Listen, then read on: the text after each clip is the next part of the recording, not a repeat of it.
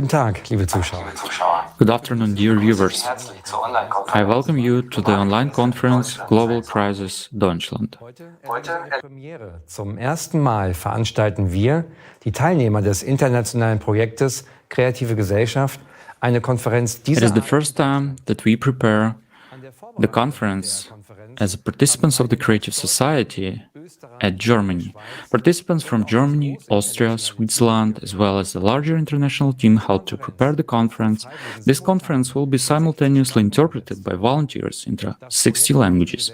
The Creative Society project is an international initiative which is growing by the day and already unites people from 180 countries. The project started 3 years ago as a result of a 10-year social survey and subsequent expert interviews. People all over the world were asked questions like, what kind of society would they like to live in? What should this society be like? What values would be it based on? Is there something that unites us as the humanity, regardless of our background, status, or religion? The way people around the world have answered the questions doesn't surprise us at all. They want to live in freedom, in security, in peace. They want to be respected and loved. This is what the Creative Society guarantees, a society in which human life is the highest value. Have you ever wondered why we cannot live this way? What's really stopping us? After all, everyone has an inner compass, this strive for harmony and happiness. Doch wie leben wir wirklich? But how do we actually live? What conditions surround us? As a society today, we are faced with numerous crises and problems that burden our country as a whole, as well as each individual, making our future look uncertain. The poverty trap, inflation, social division, and climate collapse are just some of the many problems. To get a deeper understanding of the current state of our country, we, volunteers of the Creative Society project, have spent the last few months thoroughly examining the current pressing issues in Germany. To do this, we analyzed information from official sources, conducted social surveys, as well as interviews with experts. While preparing, we came across interesting but also absurd information which surprised and shocked us. We've compiled a large amount of information into an overall picture, which we would like to present to you today. However, our goal is not simply to highlight the problems and shortcomings. Our main priority is to present you with an absolutely realistic and effective way of solving them, the way that will lead us out of crises and absurdity. This is the Creative Society. Today's conference will focus on the following topics.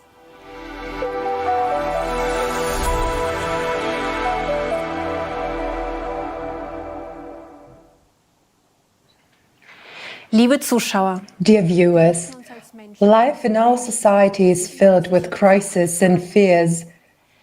That's why we address you as people, uniting in pursuit of a secure future. The reason for this is the accurate situation of our society plagued by various crises and fears. In order to understand what people are currently most concerned about, we've conducted surveys. Let's listen to what people say about it.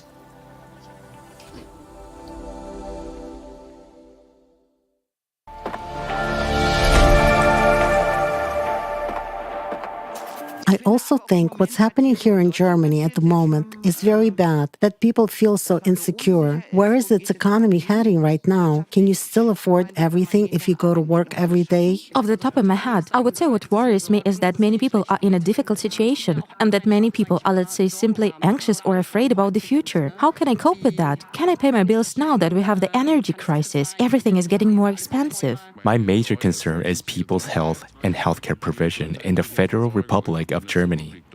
That will be the main issue.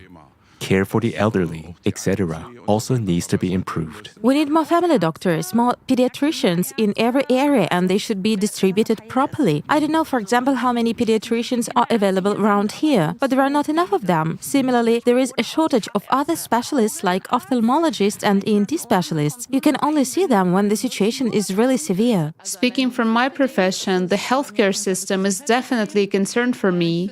I find it difficult, especially in recent years due to COVID, to see the limitations of the healthcare system. And despite this, nothing visible is being done for nurses, doctors, and all other therapeutic professions. And you can also see now we have shortages of medication. The supply is totally breaking down. The emergency rooms and outpatient care just can't handle it anymore, and people feel completely abandoned. Personally, what worries me, I would say, is the climate problem that we currently have globally. I'm afraid for my children, my grandchildren. I want them to be able to grow up peacefully and without worries, and not for my 5-year-old daughter to say to me, "Grandma, can houses where we live be also bombed?" I think that's terrible. Time and again, for centuries, there have been talks of peace, but it does not happen in reality. People don't really do anything for that, not even in Germany.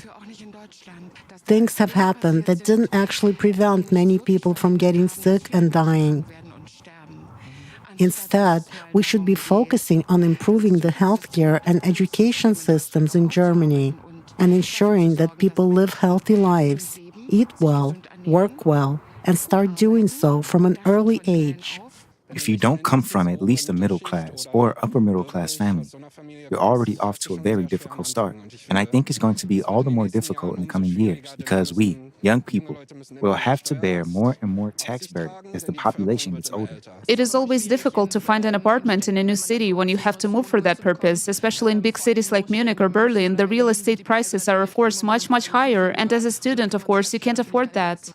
Actually, it's utilities and apartment hunting. Yes, we're looking for an apartment now. It's just very difficult because it has become much more expensive. In terms of our profession, we are forced to choose something that brings us money rather than choosing something that really speaks to our heart. Well, I think it would be great if you could say, all right, this way you could really contribute and make a difference, because then people start to act themselves. Yes, we are people. And what about the things that bring us joy, the things that nature gives us? What about those qualities that people really carry inside them? How is that developed? What is the money invested in? They talk about peace, but only a very few people really care about peace. And the gap between the poor and the rich in Germany is getting bigger and bigger. So that every person starts taking responsibility in their own environment. And instead of this, to return to the love that we carry within us and come together, to really say, okay, and make every effort to reach a common understanding and to commit to it, and in general, to show more love as human beings.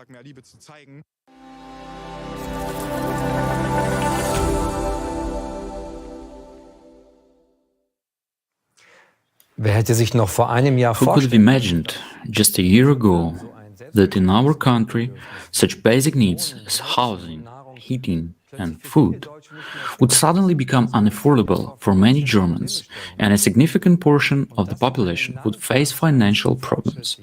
All this is happening in a country that is considered progressive and highly developed. So let's proceed to our first block, in which we will delve deeper into the issue of energy crisis.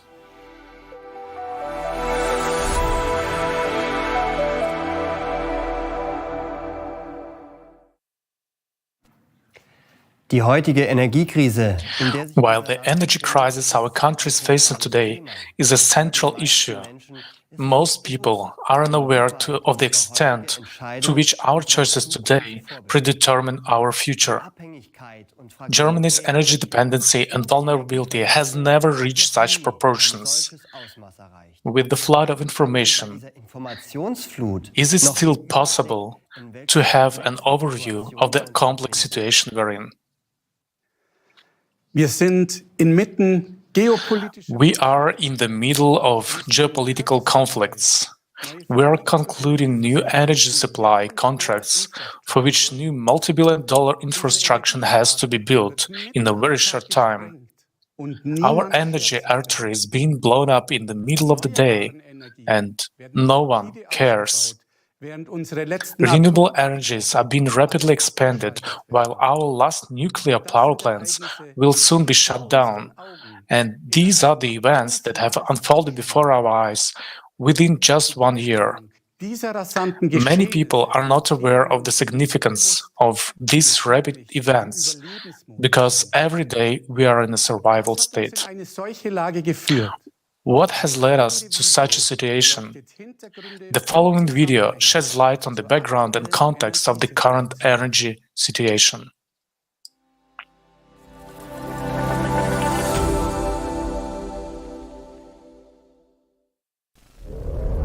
We live in times of uncertainty and chaos. Energy prices are skyrocketing, significantly affecting both the people's lives and businesses. Everything we have been building for centuries is now crumbling before our eyes. Recently, we have experienced unprecedented price growth. Inflation continues to rise, and businesses go bankrupt. This unstable situation puts many people in dire financial straits, and the quality of life is rapidly declining. Many businesses are forced to close because they can no longer afford the ever-increasing costs. It was impossible to imagine that we could be threatened with a blackout, but we have been on the verge of it several times. And now, a blackout can happen at any moment. There is a real danger of overloading the power grid and disrupting the power, water, and gas supplies. In the event of a power outage, communications networks will also suffer. Telephone, mobile communications, and the internet could go completely out of order. We are just one step away from returning to the Stone Age. Because without electricity, all our technology and infrastructure will become useless, and we will no longer be able to live a normal, familiar life. What solutions are offered to us? While our taxes are used to subsidize energy companies, we have to wash less often, dress warmer, sleep in heating halls because we cannot afford heating, and because of energy savings. In our world, energy is a commodity traded on the stock exchange. The only winners of the energy crisis are the energy supply companies, which benefit from high prices. What brought us to this predicament?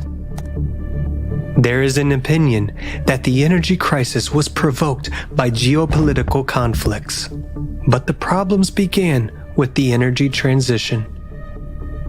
Back in 2000, the Renewable Energy Act was passed, becoming the basis for the energy transition. In order to reduce the consumption of fossil fuels such as natural gas, oil, coal, the focus has been placed on promoting renewable energy sources that would generate sustainable and productive electricity. Are we on the right track? Will we be able to achieve our goals? We are the country that has embarked on a radical energy transition. For decades, we had a well-functioning infrastructure that reliably provided us with energy.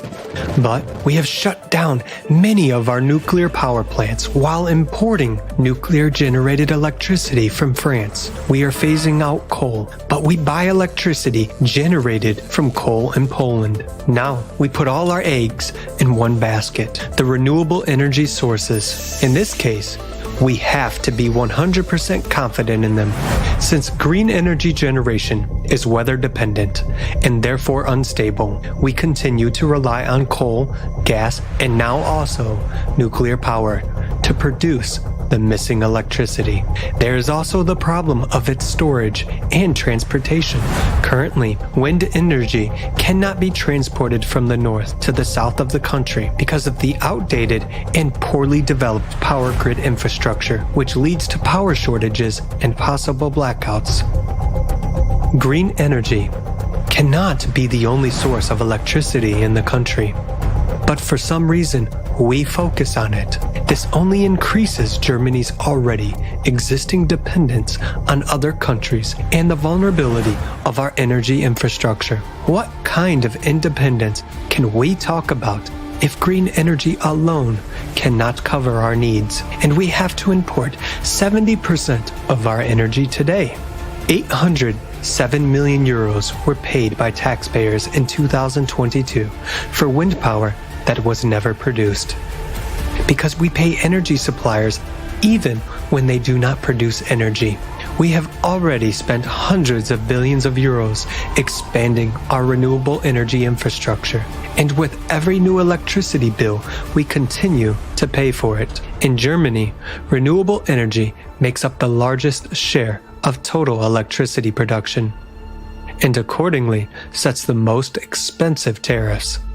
How many billions more do we have to spend on energy extraction technologies that are not the solution to our problems? Germany has always had the highest electricity prices regardless of geopolitical events, in addition to old contracts that are currently not being serviced but are still in force.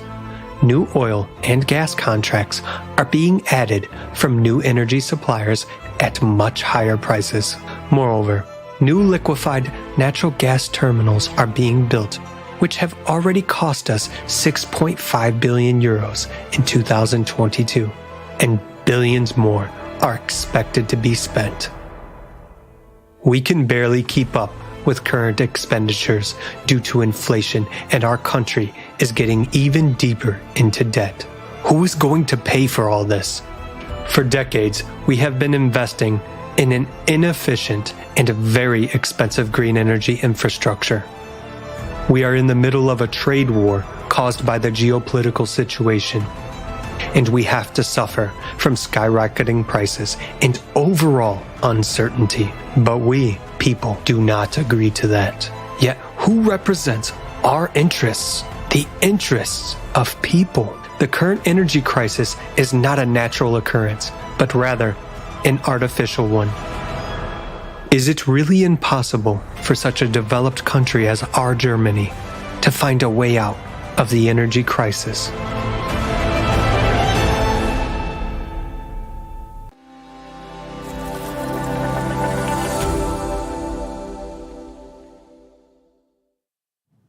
Die Energiekrise ist The energy crisis has reached every household. Price hikes on almost all goods and services are felt, and the extra costs can hardly be covered. Many of us have not yet recovered from the shock caused by the annual electricity bills.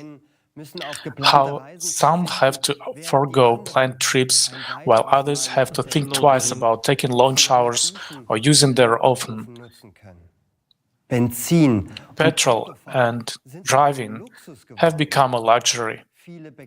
Many bakeries, where people used to shop every day, have closed. German businesses are also struggling to survive. Even traditional bakeries with 200-year histories that survived the two world wars and now gone forever. And that has been hard-earned for decades in disappearing before our eyes. The Made in Germany mark will soon become history, because our industry will soon no longer be competitive and companies are already moving their production abroad. This means the collapse of our economy and thus prosperity loss. We have tried to get an overview of the true causes of the energy crisis, but it is extremely difficult for us, citizens. Even though energy is our livelihood and we are ultimately the financial sponsors, We, citizens, are pacified with relief packages, which are like a drop in the ocean. The population is becoming impoverished and has to cut back and economize more and more, while energy companies are making billions in profits from the energy crisis. Why is this happening?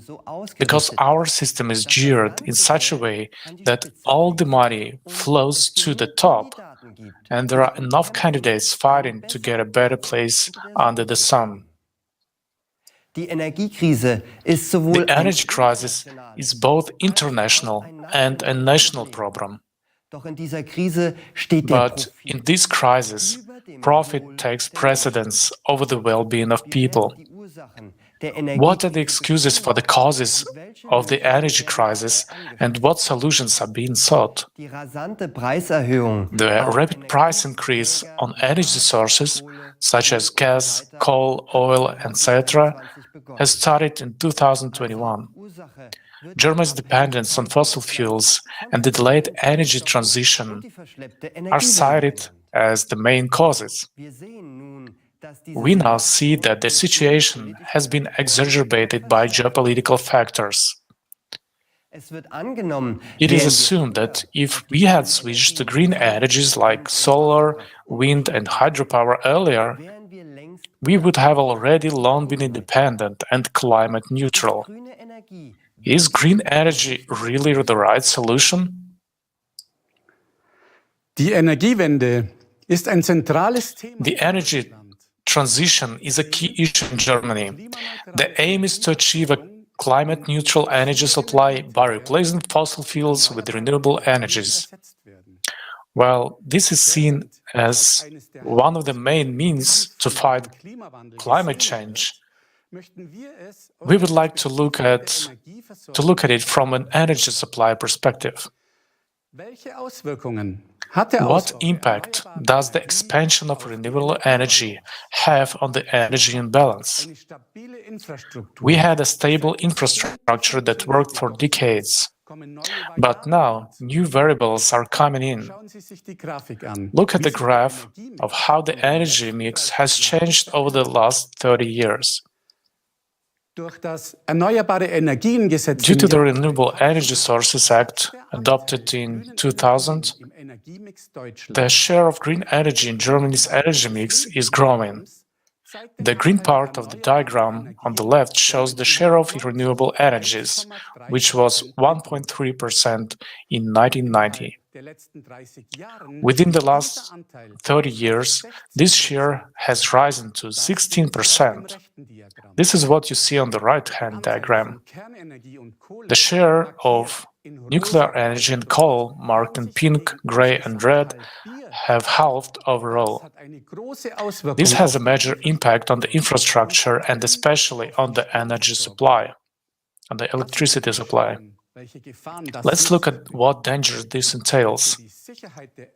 The energy balance is decisive for the safety of the power grids, meaning if power generation and consumption are in balance at all times, then the power grid is stable. The current always flows evenly at 50 Hz in the grid. If the balance is not maintained, a deviation is about 0.5 Hz is enough to cause a grid failure. Different types of power plants are used to ensure this balance. Baseload power plants, such as nuclear power plants, which generate electricity in a stable way but cannot quickly reduce or increase the load and cannot be shut down quickly. And flexible power plants, such as gas, coal, and hydroelectric power plants, which can quickly increase or reduce output when electricity demand increases or decreases. Renewable energy sources are weather-dependent and cannot be used at all times. They also cause unpredictable surges in the grid that have to be balanced. During the course of the day, however, the demand for electricity constantly fluctuates.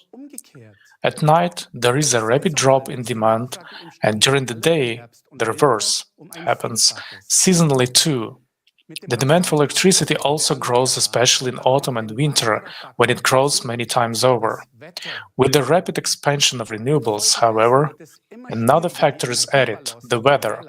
As a result, it is becoming increasingly difficult to ensure energy balance.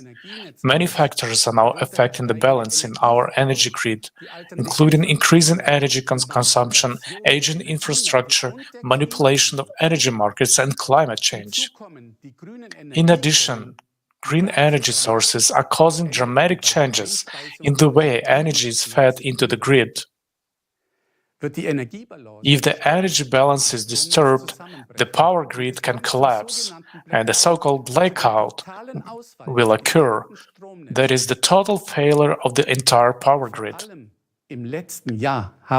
Especially in the last year, the search queries as well as the presence of this topic in the media have increased very much. But people do not know that we have already been on the brink of blackout several times. The fact that we have safely survived this winter is weather-related luck.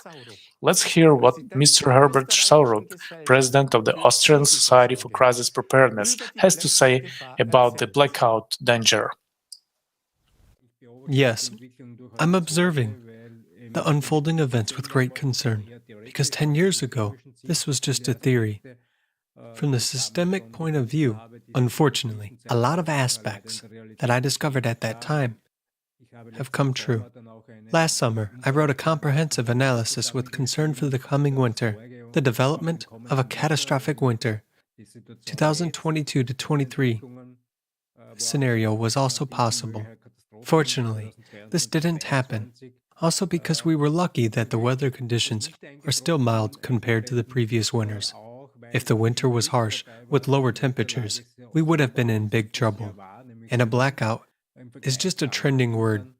I mean by it, a super-regional power outage, which affects several states or bigger regions of the country and lasts for a long period of time.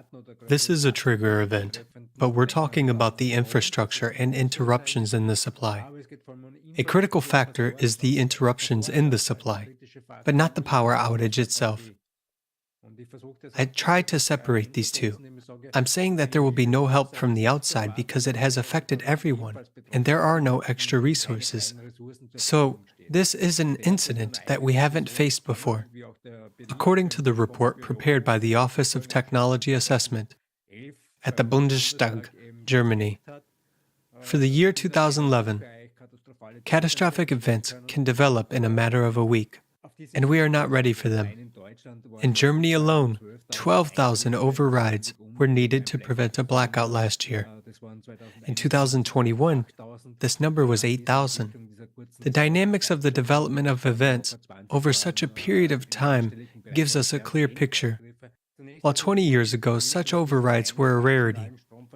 It's important to know that we don't have national power supply systems, neither German nor Austrian, but there is a single European system, managed by 32 operators of the energy supply system in Germany, 4 of which run from Portugal to eastern Turkey, and from Sicily to Denmark, and all of them must be constantly balanced. In other words, energy cannot be stored. It must be produced exactly in the amount that is being used at the moment. And many people don't know about it. It's become complicated only in recent years, since more and more parts of this process have come into play. On the one hand, more plants are being built due to the energy transition, more photovoltaic installations and wind farms. On the other hand, all this must be somehow made regulated and controlled with the help of digital technology. An important factor is the existing reserve of previous large power plants. These are generators that produce electric energy. And the problem is that we want to shut them down on a large scale, or we have already done it. And this happens in Germany, where they almost phased out the use of nuclear, coal, and pretty much gas power. Amid all these events, there is a lack of stability, which means that if there is a power outage due to a series of unfortunate events, there is a great possibility that it would be impossible to stabilize the situation in this region. And this will be a large-scale power outage. The problem is that this safety technology was developed for the system that will soon cease to exist or will be used less and less due to the energy transition. There are many professional energy officials, particularly highly educated technicians, who talk about it openly, but no one listens to them and no one takes their concerns seriously. We as a society also must be prepared for such events because, unfortunately, we cannot trust the people that make decisions, but do not possess this foresight at the political level, as many things are pretty much driven by ideology, and with little understanding of technical issues, because infrastructure is a project that lasts for decades, and it is not possible to change plans within a few months. And we saw that last year. On the one hand, nuclear power phase-out was delayed again, and on the other hand, coal-fired power plants that should have been dismantled were brought back. Meanwhile, there are more and more officials who are doing nothing and saying, "We'll wait and see what's going to happen," which can be dangerous. My main critical concerns regard the fact which I failed to understand over the past 10 years: who coordinates everything in Europe? Distribution system operators are still working perfectly and are well coordinated, and yet they are saying that since they don't know where and what is turned off, or where and what is generated, they are unable to adapt to such changes as rapidly as various decisions being made lately in political circles. And this is the problem of Germany, first of all. We always make the second step before making the first one, meaning we turn something off before we find a replacement for it. And later, some averaged indicators in research supposedly prove that it works. Yes, everything works on paper, especially with averaged indicators. Yes, France has enough nuclear power, Poland has enough coal. There is enough in the system. But there should be enough, not only in the system, there should be enough at the regional level. Because if there is no current reserve in the northern part of Germany, or in the European region of Denmark, there would be instability, which could lead to big catastrophes. As we can see, Germany's power supply is tied to the synchronous continental European power grid, meaning that any instability or a blackout in Germany can trigger a chain reaction throughout the European Union. While we are talking about sustainability and independence, there is an increasing risk that our security will be challenged. Can you imagine these implications? Nothing gonna work anymore. Absolutely nothing. It's not about household electricity only. Safe water and food supplies, public transport, mobile networks, sewage systems, and so on, all will come to a standstill since they all need electricity. The world is just looking at Germany in disbelief. The world's stupidest energy policy. These are the headlines of the international newspapers. Not a single country has come up with the idea of simultaneously shutting down traditionally reliable baseload power plants, such as nuclear power plants, and switching to unreliable renewable energy sources. We luckily managed to make it through the winter, but the last nuclear power plants are set to be decommissioned soon. We'll be as lucky next winter as we were this year. With the growing share of renewable energy and the simultaneous phase-out of conventional energy sources, it is becoming increasingly difficult to maintain the most important aspect of the energy supply, the energy balance. Green energy is weather-dependent and therefore unstable. When there is no wind, not enough light on the cloudy days or at nights, or too much sun and wind, green energy sources create highly unpredictable fluctuations in the power grid, which have to be compensated by the fossil fuel-fired power plants. It is these energy sources that are about to be shut down and in the near future because they are not environmentally friendly. But how do they in fact cope with winter recessions? In January 2021, When there was no wind in Germany, they used coal-fired power plants located in Romania and Bulgaria to make up for the power shortages. However, a very large amount of electricity that had to be transmitted through the grid in several countries caused the power system in Croatia to collapse, leading to power outages in certain parts of Europe. Energy experts emphasize that we barely managed to avoid the Europe-wide blackout.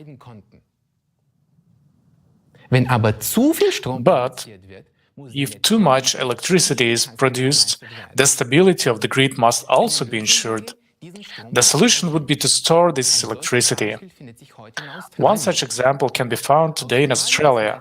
Australia paid $200 million to build and install a 100 megawatt battery storage system.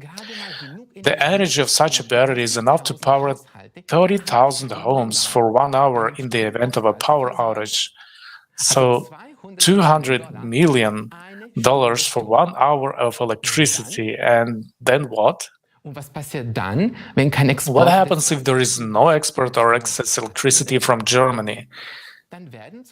Then, for instance, the production of electricity by wind turbines is limited by the power operator, the grid operator, due to grid overload. Yes, you heard me right. Even in an energy crisis, the capacity of wind turbines is intentionally limited, even when there is sufficient wind. As consumers, we are urged to conserve energy, yet we are paying for electricity that is not even produced. Last year, only 800 million euros were spent on this. Isn't that absurd? By 2030, at least 80% of total electricity consumption will have been covered by renewable energy sources, which are to become the main source of energy in the power supply. According to the Düsseldorf Institute of Competition Economics, the chaotic energy transition to alternative energy sources will cost us, citizens, more than 500 billion euros by 2025. And there are estimates that the total cost could amount to 1 trillion euros by the end of 2030. That's about 10,000 euros per German citizen. Let's take a look at the infrastructure and see how far this money has actually taken us after 20 years of energy transition. Electricity generated from wind power, which is planned to be increased threefold in the north of the country, cannot currently be transported to the south, as there are simply no power lines for this. Municipalities are already suing against the expansion of these power lines. Even with optimistic projections, the expansion will not be achievable in the next 7 years. In Bavaria, where green energy is produced in large photovoltaic plants, it cannot be fed in the grid due to the old and completely overloaded network. Another aspect of the energy transition is the subsidization of electric cars and their charging stations. The same applies to massive expansion of heat pumps, because according to new legislation, from 2025 onwards, neither oil nor gas heating systems may be installed. The Federal Network Agency even warns that if we continue to charge electric cars at the charging stations and expand the use of the heat pumps, there will be massive problems with the power grid infrastructure, and this may lead to power outages. Wasn't the last 20 years enough time to understand that green energy is not our path to independence? The extreme energy insecurity and increased risk of blackouts due to the expansion of renewables is far from the whole story. Renewables are driving us into economic ruin for a promise that is not being fulfilled. Germany pays the second largest electricity prices in the world, while even our neighbors pay less than half of what we do. Prices are driven up artificially by trade wars, which lead to a scarcity of energy sources and speculation in the electricity market, where one can buy cheaply and sell at higher prices at the right moment. Another price driver is the so-called merit order principle. This states that every day, regardless of the energy source, the producing power plants are ranked in order from the cheapest to the most expensive. The last power plant in this sequence, that is the most expensive one in electricity production, which is connected to cover the electricity demand at the moment, determines the selling price for all other producing power plants according to this principle, even if they actually produce significantly cheaper electricity. An example from 2022.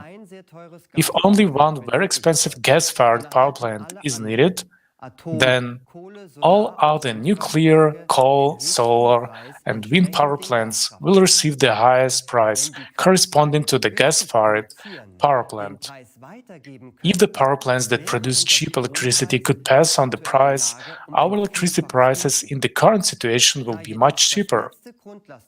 However, since the last base load power plant is usually a gas-fired power plant, and gas prices are currently high and will continue to be high, consumers end up paying high costs that arise from expensive fossil fuel, that is, gas. The winners in this case are exactly the green electricity producers who produce electricity much cheaper. This is an artificially created price driver. In Germany, pure green electricity from renewables is advertised, but even if you don't have a green electricity tariff, you pay for the expansion of renewables, whether you like it or not. Until July 1st, 2022, all customers finance the EEG levy with every electricity bill. This is a surcharge to promote energy production from renewable energy sources under the Renewable Energy Sources Act, EEG. Let's take a look at the breakdown of the electricity prices. In 2021, taxes accounted for more than half of the electricity price. The EEG levy, at 6.5 cents per kilowatt-hour, accounted for more than one-fifth of the total electricity price. From January 2023, we celebrate the abolition of the EEG levy, which was already decided in 2021. But at the same time, the National Emissions Trading Scheme, the so-called CO2 tax, was introduced. This will be raised every year.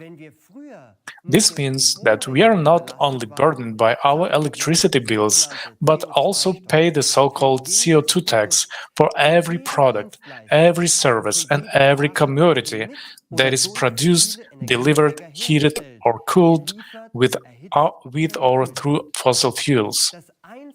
The only thing that has really changed for us is that the price is no longer shown in the electricity bill. Green electricity, as it is called, should benefit the environment, and all efforts and extreme costs are aimed at this. But how green is green energy really? Let's watch a video on this topic.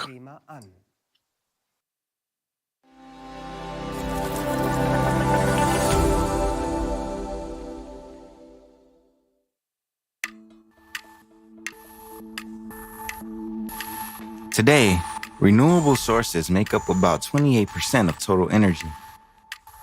But in order to produce them, we still use non-renewable natural resources.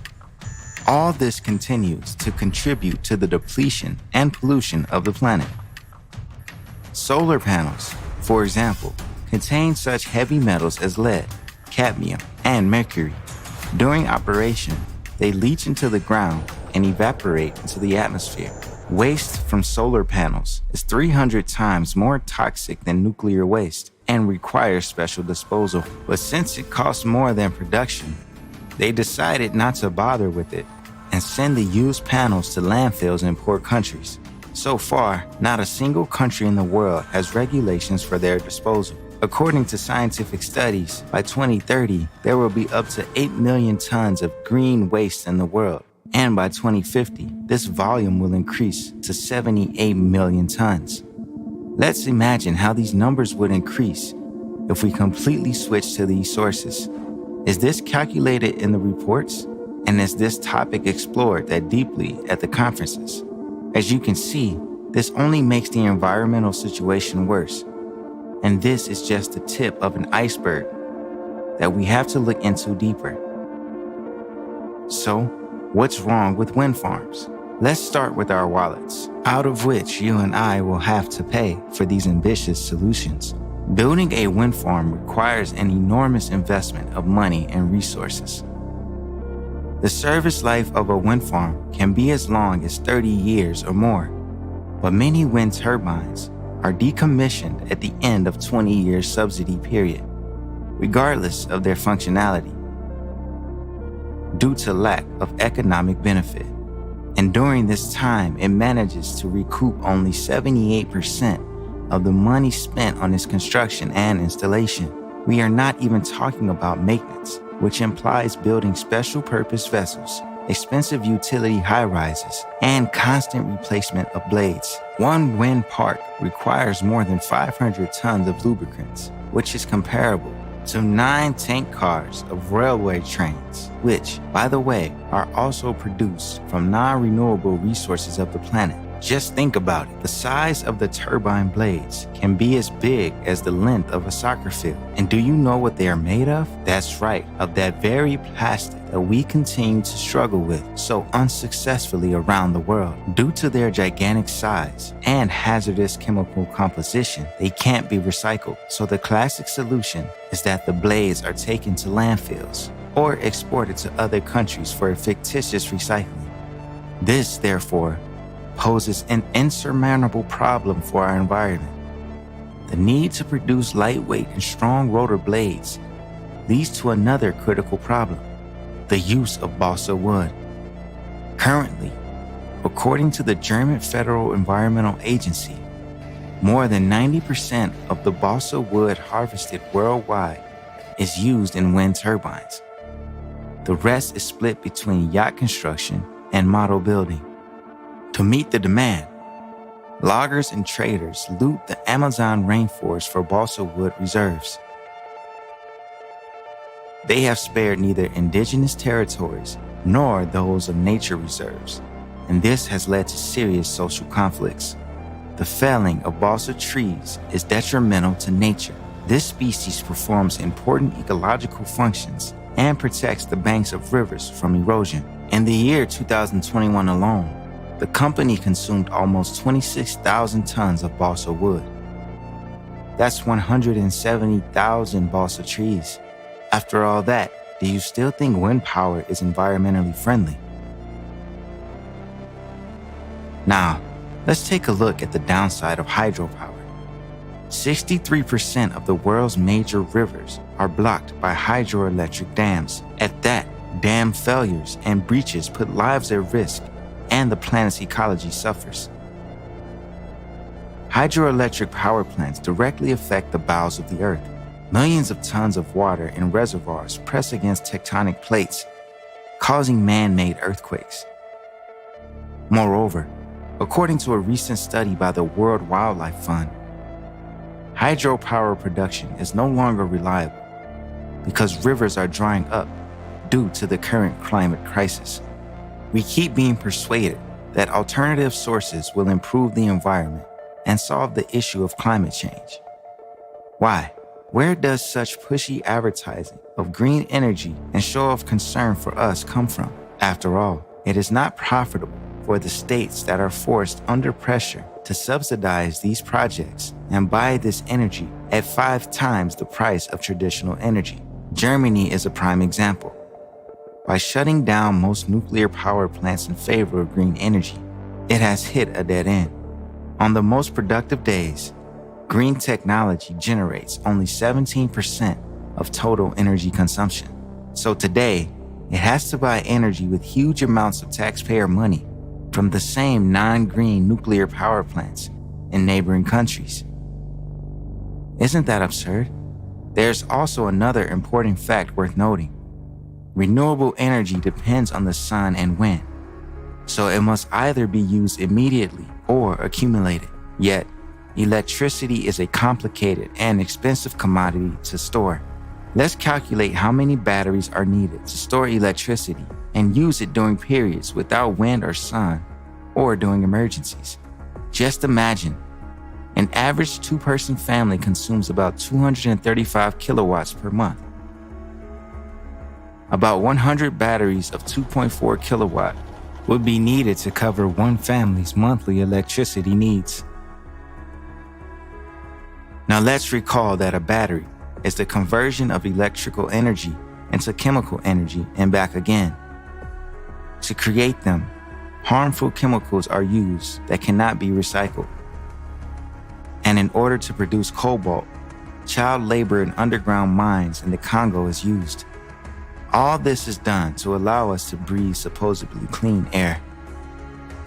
Now to summarize, with such aggressive promotion of alternative energy sources, are we taking into account their low efficiency factor and impact on ecology? Considering all the above, we should answer the following questions together. Should we actively develop alternative energy if it has so many disadvantages? Is it beneficial for us as humanity today? Or should we put our efforts to find a more effective solution?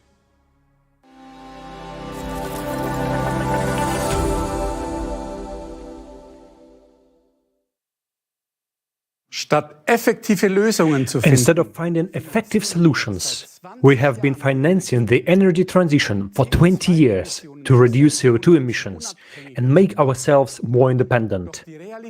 But reality tells a different story. Germany's dependence on both other countries and fossil fuels is growing. Let's take a look at how absurd and precarious the current situation is. The label green energy is just marketing and has nothing to do with sustainability and environmental protection. This is true greenwashing. They want to reduce CO2 emissions, but they are shutting down nuclear power plants first, even though they have been classified as green and sustainable by the EU Commission. Instead, we are buying nuclear power from France and the Czech Republic. The coal phase-out is planned for later, even though coal burning produces more emissions. Is it more sustainable to import additional coal-fired power from Poland as well? We prohibit the extraction of liquefied natural gas through fracking in our country, as it is very harmful to the environment, but we have no qualms about buying it from the USA. Delivery by huge tankers over thousands of kilometers leaves a bad CO2 footprint. It cannot even cover our demand, not to mention that it's much more expensive than the cheap and widely available natural gas. In addition, we bear the cost for the new infrastructure, namely the LNG terminals and pipeline construction, estimated at 10 billion euros by 2038. The cost of the energy transition will amount to 500 billion euros by 2025. And what result do we have to show for it? The level of CO2 continues to rise, regardless of how many billions we continue to toss to the wind. How many years do we need to understand that renewables are not a solution?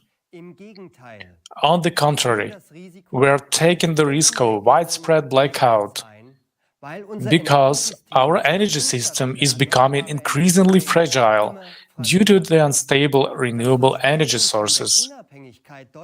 The promise of Germany's independence is a utopia.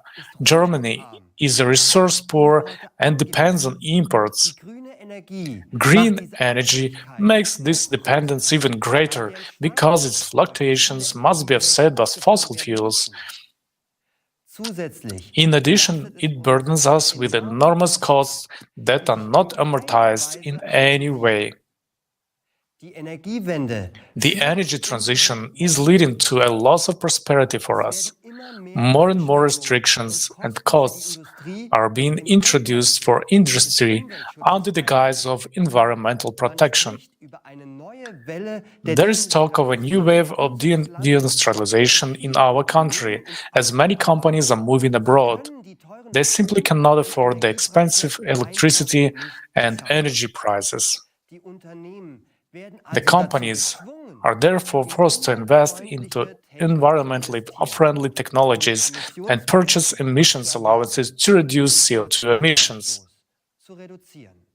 Furthermore, laws are being passed that prohibit certain productions, such as normal gas and oil heaters, may be put into operation starting from 2025, and only climate-neutral vehicles will be allowed from 2035.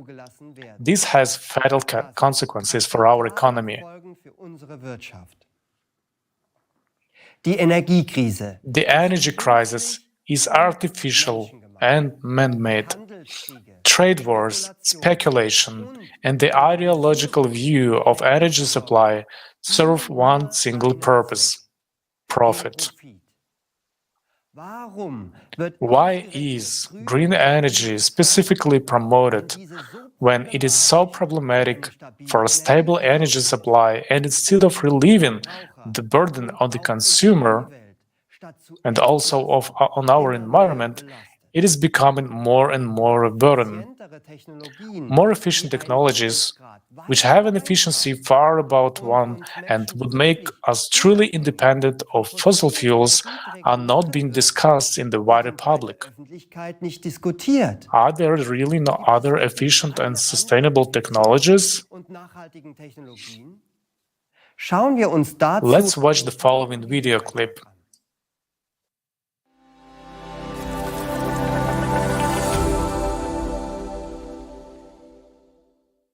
Right now, we are totally dependent on our planet's non-renewable resources or weather conditions for our power industry.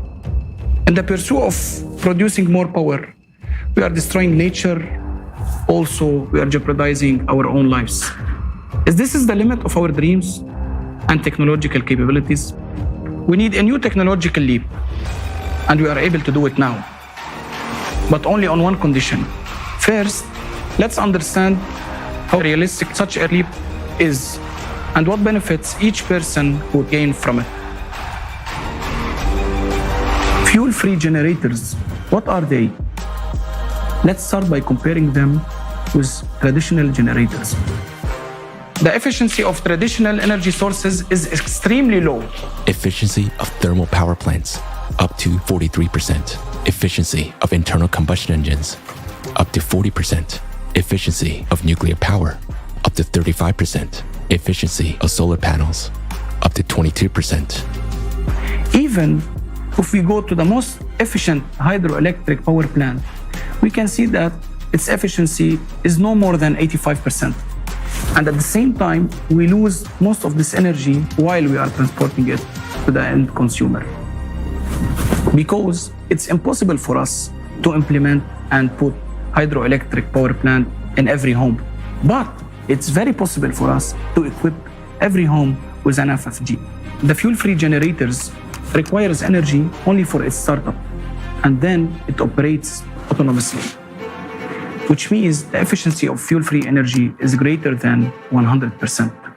Thus, FFG is not a perpetual motion machine, since it requires an input of energy, but a smaller amount than what energy it can produce.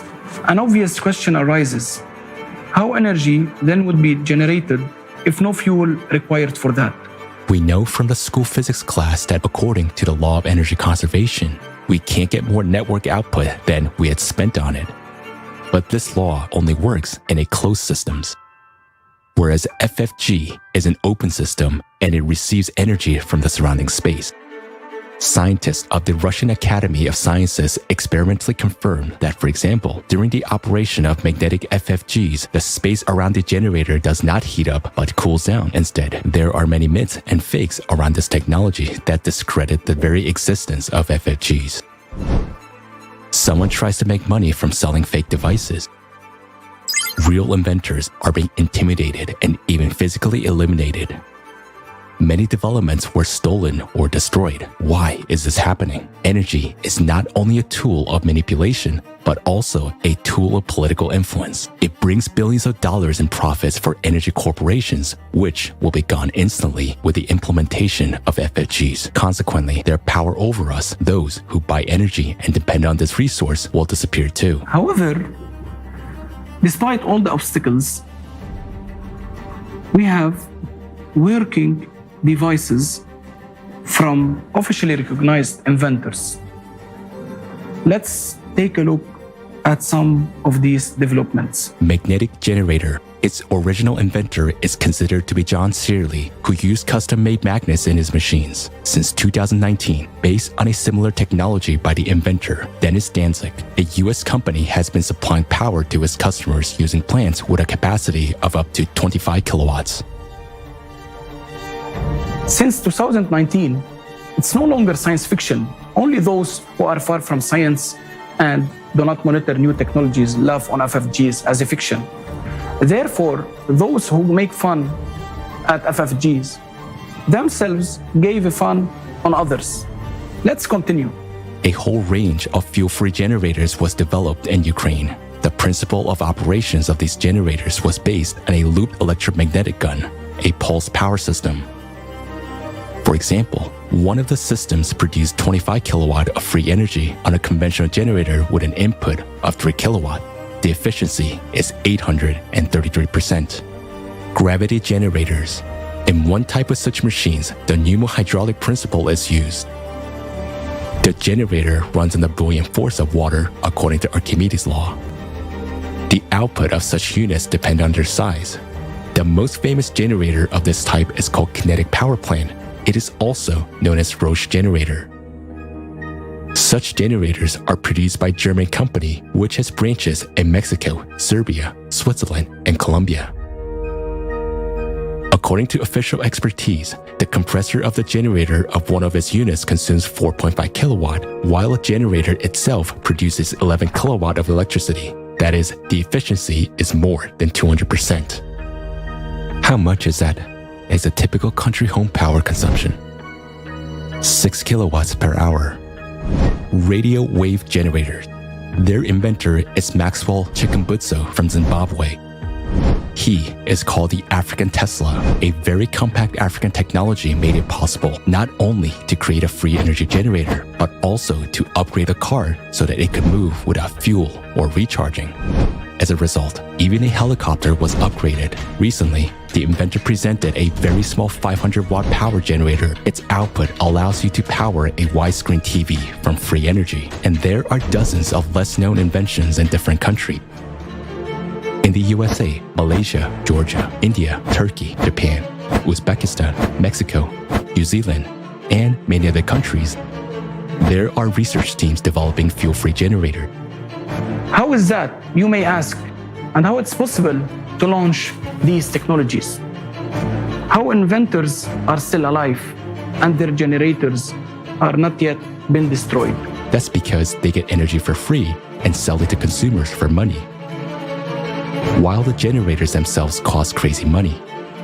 The percentage of people currently receiving energy from these systems is negligible compared to all of humanity. Therefore, FFGs that are actually working now are in no way helping all people to become energy independent. So why isn't this amazing technology available for everyone in the world?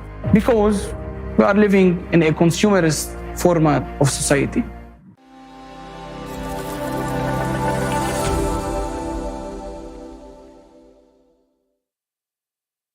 Wie wir gesehen haben, gibt es bereits As we can see, there are already technological solutions that can provide a fuel-free, efficient and safe energy to the population. Many who have watched this video are asking, why do we have to keep paying our electricity bill?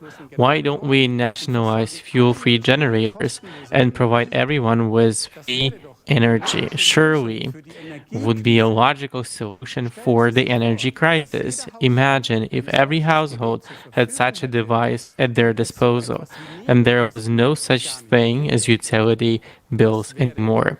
This would not only be real energy transition, this would be a totally new stage of social development in the area such as manufacturing, transportation, and communication. No harmful waste, no environmental disasters, no energy shortage. Yes, in a creative society where all resources and scientific knowledge belongs to human society, such would be our everyday life and daily life. But our reality is different. In the profit-oriented society, all conditions are created to turn essential resources into a business. There are wars for new markets, speculations and open terrorist attacks on civilian energy infrastructure. Even the air is taxed. Thus, over the FFGs are being turned into an expensive commodity, even if their production cost is negligible compared to their output. What would happen if tomorrow we introduce such technologies as FFGs worldwide without changing the format of society? Many millions of people employed in the energy sector would become unemployed overnight. Their families will lose their livelihoods. The ensuing economic collapse this makes, as well as mass social unrest, would plunge the world into chaos in addition to already existing crises. Because in today's society, people are not protected. The energy, just like the human life, is just a commodity. What would be the best thing for all of us? Energy supply, just like water, is a human right and not a nice-to-have product, but a vital foundation of life. The introduction of FFGs requires social security for every individual and a new needs-based economic system, transparency and direct citizen participation in social decisions. This is enshrined in the 8 pillars of the creative society, and the introduction of these pillars at the legal level will actually guarantee the human rights to which we are entitled, such as freedom, security, and the dignity of life, or a dignified life. Thank you very much, Gunther. Later on, we'll tell our viewers in detail about the creative society format, and we'll also touch upon the topic of energy supply as well. So be sure to stay tuned. We would like to remind you that this conference is being simultaneously interpreted into 60 languages. The topics we address today are extremely important but also sensitive. Therefore, there is a possibility that our live broadcast may be blocked. So please continue to share this conference and stay tuned on other platforms. The links to our live broadcast can be found in the description below. In our next block, we're going to look at the social sector of our society and how it relates to the economic system. The social crisis is affecting more and more people in our country. We have compiled the information we gathered into a documentary. So let's take a look at the current state of affairs in Germany today.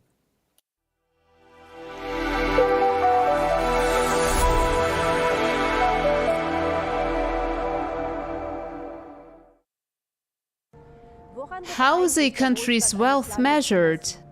Germany is considered a rich country. We have billions of euros in tax revenue and a growing economy. Then why is the poverty rate also increasing? As a result of inflation and rising cost of living, the general level of welfare in Germany continues to decline. Is the image we have of Germany correct? Are we still a thriving welfare state? Let's find out together. Poverty. According to the Paritätischer Wohlfahrtsverband, the poverty rate in Germany constitutes 16.6%, or 13.8 million people. More than 11% of the population live below the poverty line. Single parents and students are especially affected. 41% of single-parent families live in poverty. According to the Federal Statistical Office, in 2021, nearly 38% of students had a monthly income below the poverty line. The growing poverty in Germany is particularly visible in the barely manageable number of people turning to food banks. In February 2022, more than 2 million people visited 960 food banks daily. These included homeless people, refugees, citizens living on welfare benefits, as well as retirees and single parents. People from the low-wage segments are also increasingly turning to food banks for help. The poverty risk rate for people over 65 increased from 14.7% to 17.4% between 2018 and 2021. According to a press release from the Federal Department of Housing, Urban Development and Construction, in January 2022, a total of 263,000 people in Germany had no permanent residence. Poverty has an impact on early mortality as well. In Germany, the difference in mean life expectancy between the lowest and highest income group is 11 years for men and 8 years for women. Poverty among children. Today, nearly 1 in every 5 children in Germany lives in poverty. Often, people who grew up in difficult and disadvantaged conditions remain trapped in a cycle of social insecurity throughout their lives. About 40,000 youth and young adults are at risk of becoming homeless. Poverty in old age.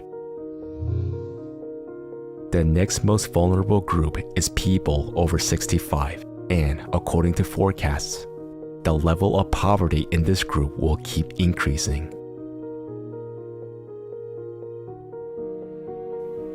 A study showed that more than half of the current working 55 to 64-year-olds will have 700 euros less per month when they retire if they make contributions only to the government pension fund or employer's pension insurance.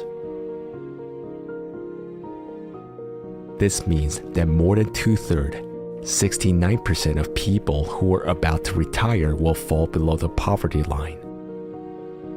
More than half of the workers who have contributed to the pension fund during their long working lives may find themselves in poverty instead of a secure and comfortable retirement.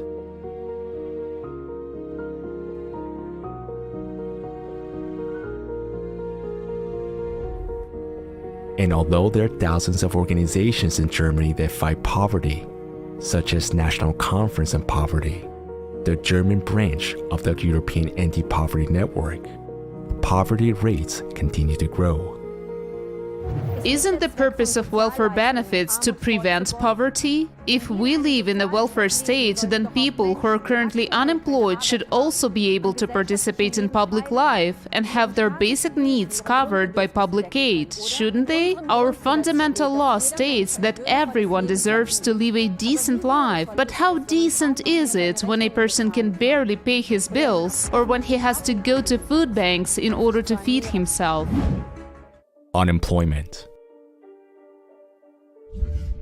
Over the past 3 years, the unemployment rate has shown a positive tendency. Does this mean that more and more people are finding jobs and thus can improve their standard of living? Does the statistics on unemployment tell us the real number of people who still need social benefits despite having a job? What do the statistics reflect? This is a question of accounting and interpreting the data. There are some people who are not listed in the unemployment statistics at all, although they receive social benefits. This includes everyone who has minimum employment or a job for €1, who are looking for work or pursuing a vocational training, as well as those who are having difficulty finding work or who are sick. According to official statistics, this already makes a discrepancy of almost 800,000 people. Also, statistics do not take into account people who are not registered as unemployed and are not looking for work. They are called hidden reserve or inactive population. These are almost 3.1 million people who are not actively looking for work at the moment, but would like to get a job. For instance, housewives. Then how true are the unemployment figures in fact? According to the German TV news service Review of the Day, politicians continue to change the wording of the unemployment criteria in such a way that officially unemployment figures are declining, although in fact they're rising. Due to the constantly changing basis for calculating statistics, it is impossible to directly compare current figures with the previous ones. Labor shortages. On the other hand, in addition to unemployment, there is ever-growing labor shortage in Germany. There is a lack of skilled workers, especially in the social professions. There are not enough teachers, doctors, nurses, and childcare workers. Up to 60% of vacancies in healthcare and education are not filled.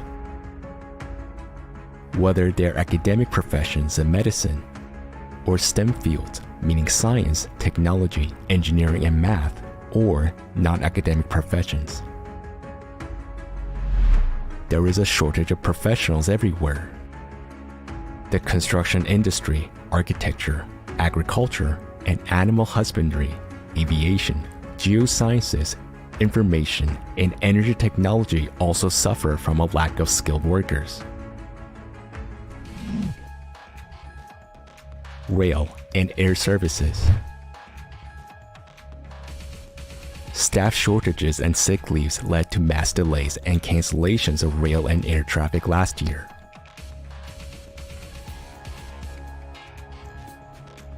Because railroads lack switchmen, between January and October 2022 alone, there were delays amounting to 375,000 minutes.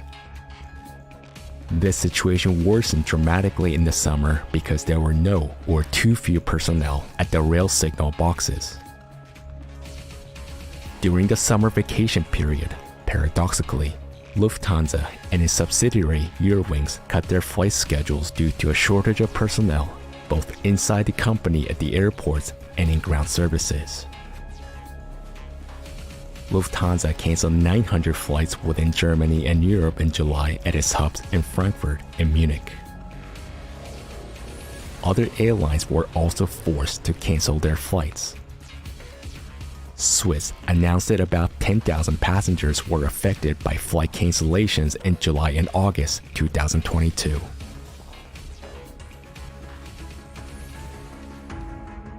In December 2022, the number of vacant jobs for skilled professionals reached 1.2 million.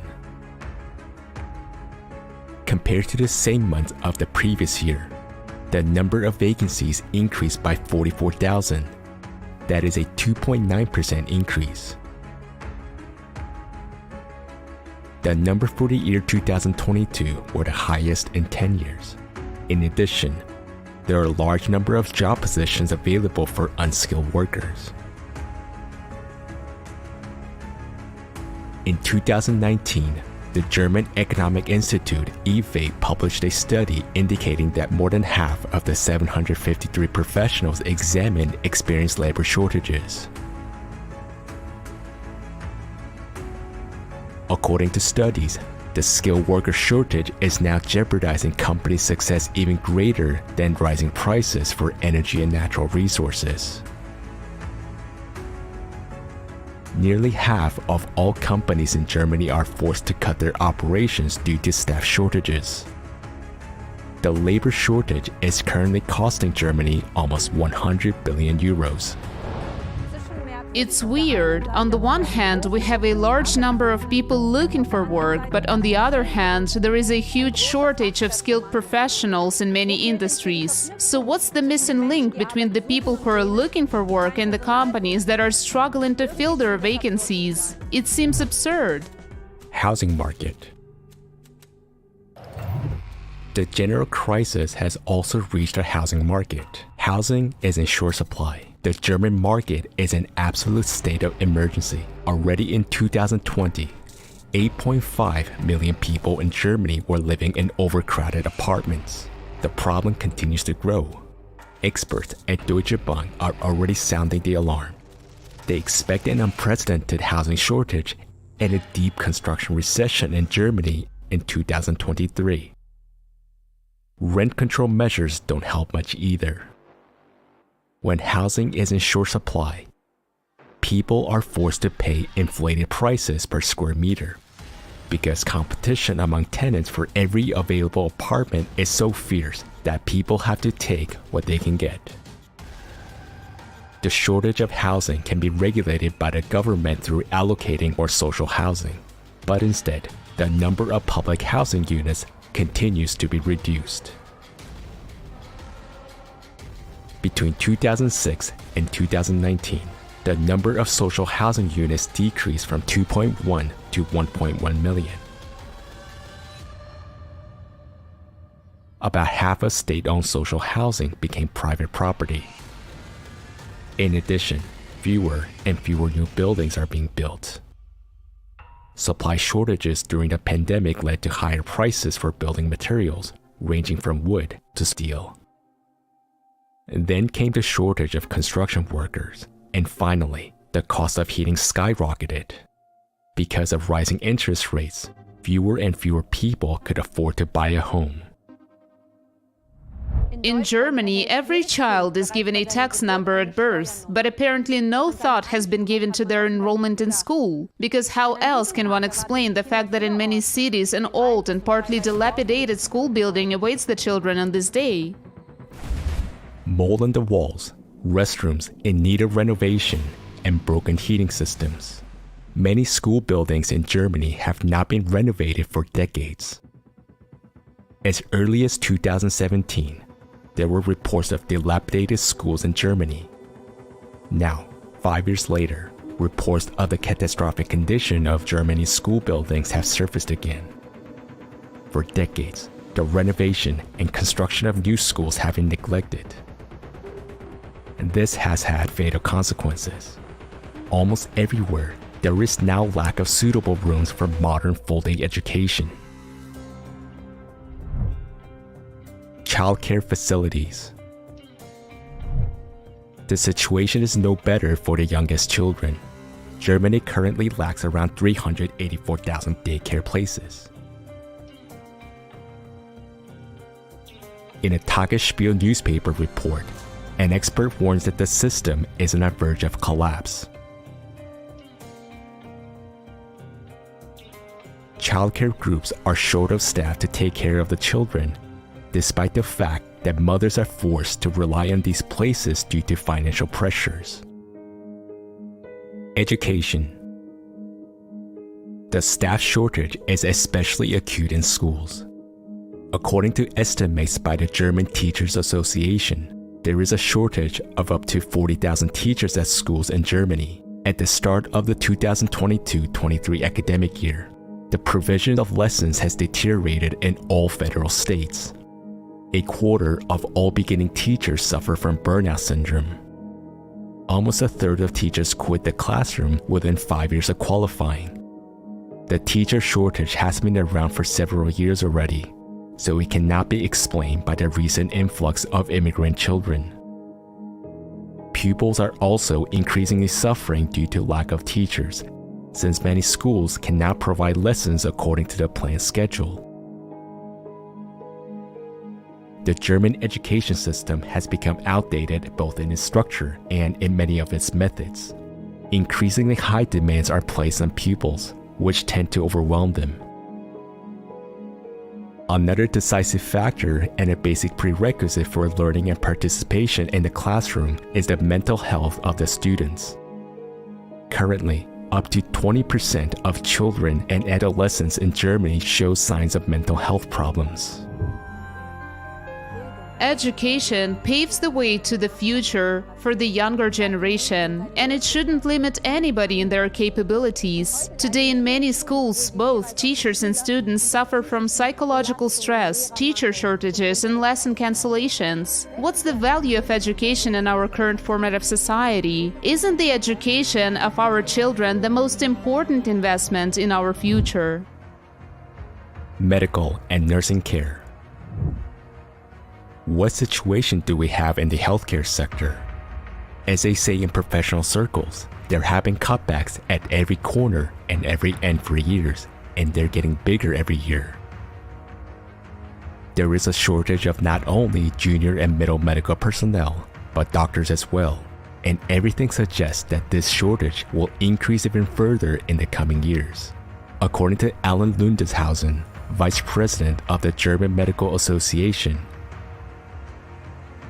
it now takes 1.2 people to fill one full-time position. She says part-time work is one of the last guarantees for regular working hours without overtime work.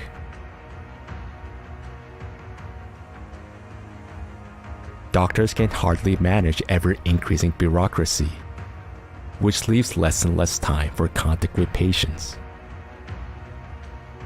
Running a private practice is hardly profitable anymore due to strict regulations imposed by the health insurance companies. And there is a lack of medical practices, especially in rural areas. According to Statista, the number of general practitioners in Germany is declining. In 2011, there were 29,304 primary care physicians nationwide. In 2019, we had only 24,184. And that's despite the growth and increase in the average age of the population. This, of course, has huge implications. Long waiting times for doctor's appointments, poor diagnostics, and far too little time for patient discussions. Add to this the stricter guidelines for medical practitioners. All of this leads to continuously deteriorating medical care. What is the situation of hospitals? Despite the increased need during the pandemic in 2020, 25 hospitals were closed in Germany for financial reasons. On December 27, 2022, Erste Blatt magazine reported that Germany's hospitals will be hit by an unprecedented wave of bankruptcies in 2023, according to the Germany Hospital Association, DKG. A wave of insolvencies is rolling towards our hospitals in 2023 that can hardly be stopped, said the chairman of the board, Georg Gass, to Redaktionsnetzwerk Deutschland. The extensive closure of hospitals in Germany continued in 2022. By the end of the year, 13 hospitals had permanently closed their doors. Since the beginning of the pandemic in 2020, a total of 40 hospitals have disappeared in a similar manner. There are too few ambulances, and emergency departments in hospitals are often overcrowded, meaning that patients in urgent need of help have to expect long wait times. Time and again, there are reports of the healthcare system being overburdened. In addition to lack of qualified personnel, another problem is the increasingly acute shortage of medicines. There are only two major manufacturers left in Germany for the pharmaceutical active substances that are relevant to the supply. On the global market, pharmaceutical manufacturers and distributors find it more profitable to supply products to countries where prices are higher than in Germany. Quality deficiencies in manufacturing, production problems or failures, delays in raw material deliveries, or even outright discontinuation of products by manufacturers. These are the realities of today. 68% of the production sites of certain active ingredients for Europe are located in Asia, says a study by the FA Pharmaceutical Association. Europe's high dependence on Asian active ingredient manufacturers is therefore problematic. In October 2022, Focus magazine published a list of medicines affected by supply shortages. This list includes about 300 drugs. So much for our current healthcare system. Healthcare should not be subject to profit maximization. Hospitals are being closed despite the growing number of patients. Doctors experience extreme work pressure due to difficult and stressful working conditions. Shouldn't human life and health come first? What about the mental health of the population? Mental health. A disturbing trend is also revealed in the rising number of depressions and other mental illnesses in Germany, which is actually higher here than in most other countries, with 5.2% in 2022. Germany is among the 16 most depressed countries in the world. More than 11% of women and 5% of men suffer from depression in our country. More people have died in Germany from suicides than from drugs and traffic accidents combined. The majority of these suicides were caused by depression, which was often inadequately treated due to lack of places to receive therapy. According to the Federal Association of Psychotherapists, the average waiting time to receive psychotherapy in Germany is 20 weeks. Violence. A great fear shared by many people, and especially parents, is the fear of violent crime. In August 2022, the Review of the Day TV news program reported that an average of 49 minors had been victims of sexual abuse in Germany last year per day. There has been a 53% increase in the distribution, acquisition, possession, and production of sexual abuse images over the past year. This is in addition to a 10% increase in physical abuse, as well as dramatic increase in the distribution of abuse images among minors. Last year, for example, 17,704 children under the age of 14 were victims of sexual violence. 2,281 of them were under the age of 6. Is this the world we want to live in? It's hard to comment on the inhumanity in which we live. It's painful to realize that adults can harm children instead of protecting them. Isn't it our duty as a society to put a stop to this? According to statistics, every third woman in Germany has been a victim of physical and/or sexual violence at least once in her life. About every fourth woman has been a victim of physical or sexual violence by her current or former partner at least once. Considering everything we have just seen, can we still call our country a welfare state? Do we feel safe in such a society, and where are we heading if there is degradation in all areas of our lives? We should look at the big picture and realize that it is we, the people, who support this form of society through our passiveness. If we want to live differently, then we should act. Now is the time to do this.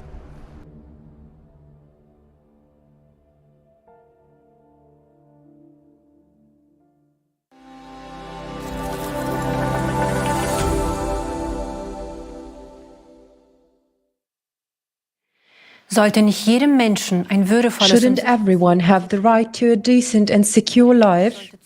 Everyone should have access to affordable housing, a decent social package, free and high-quality healthcare, and the opportunity to participate in the life of society. All of this is laid down in the social code. Our social market economy must guarantee freedom, social welfare, and social justice. We must realize now that we are drifting further and further away from these goals. All that is offered as solutions within the present consumerist format of society helps only selectively and at best in short term. If we really want to find a way out, we must take a completely new path. After what we have just seen, do you still think of the Germany that for decades stood for prosperity, social justice and security?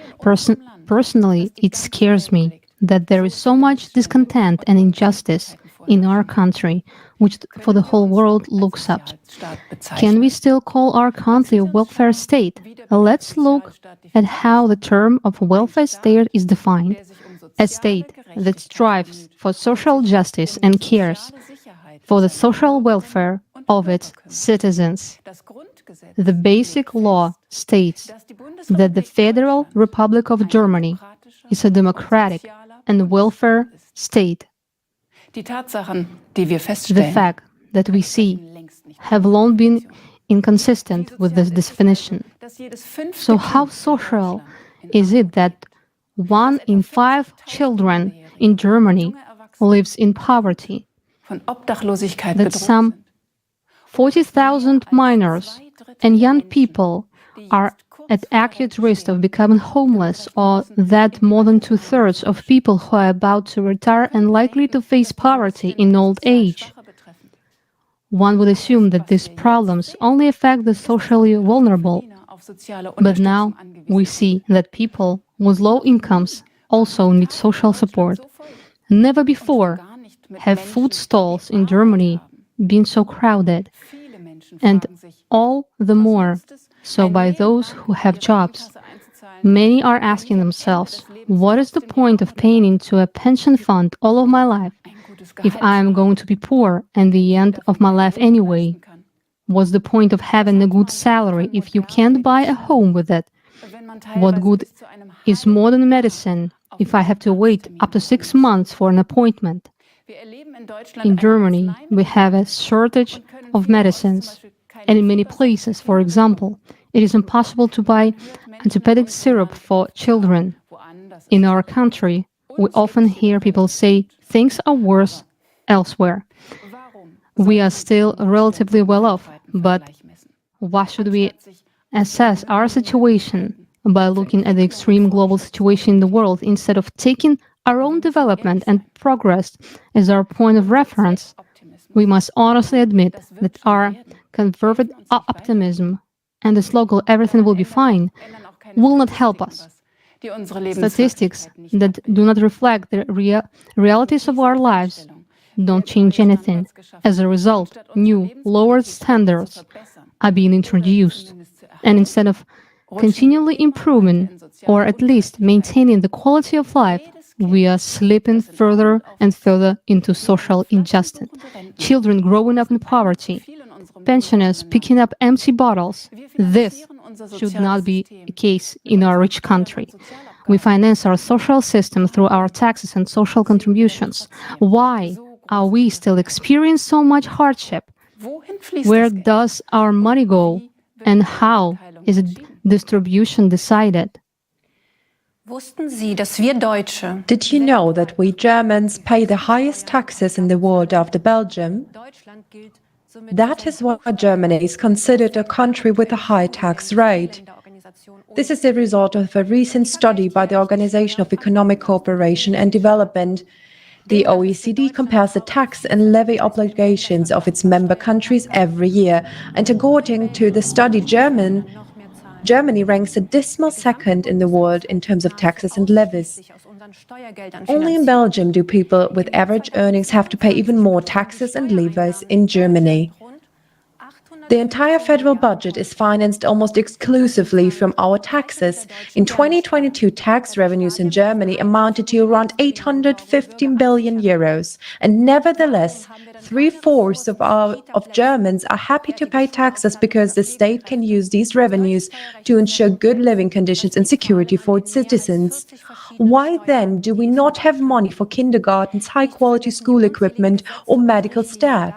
The tax laws in Germany are very complicated, and this is mainly due to the more than 40 different types of taxes that exist in Germany, not to mention the countless laws and directives about who has to pay taxes for what and how much. It is therefore obvious that not all people understand how taxation works. As many people know, everyone who works pays income tax. This means that our wages are taxed. When we make purchases with this money, we have to pay tax again, value-added tax. In fact, in addition to direct taxes, there are also indirect taxes, which we do not even notice in everyday life.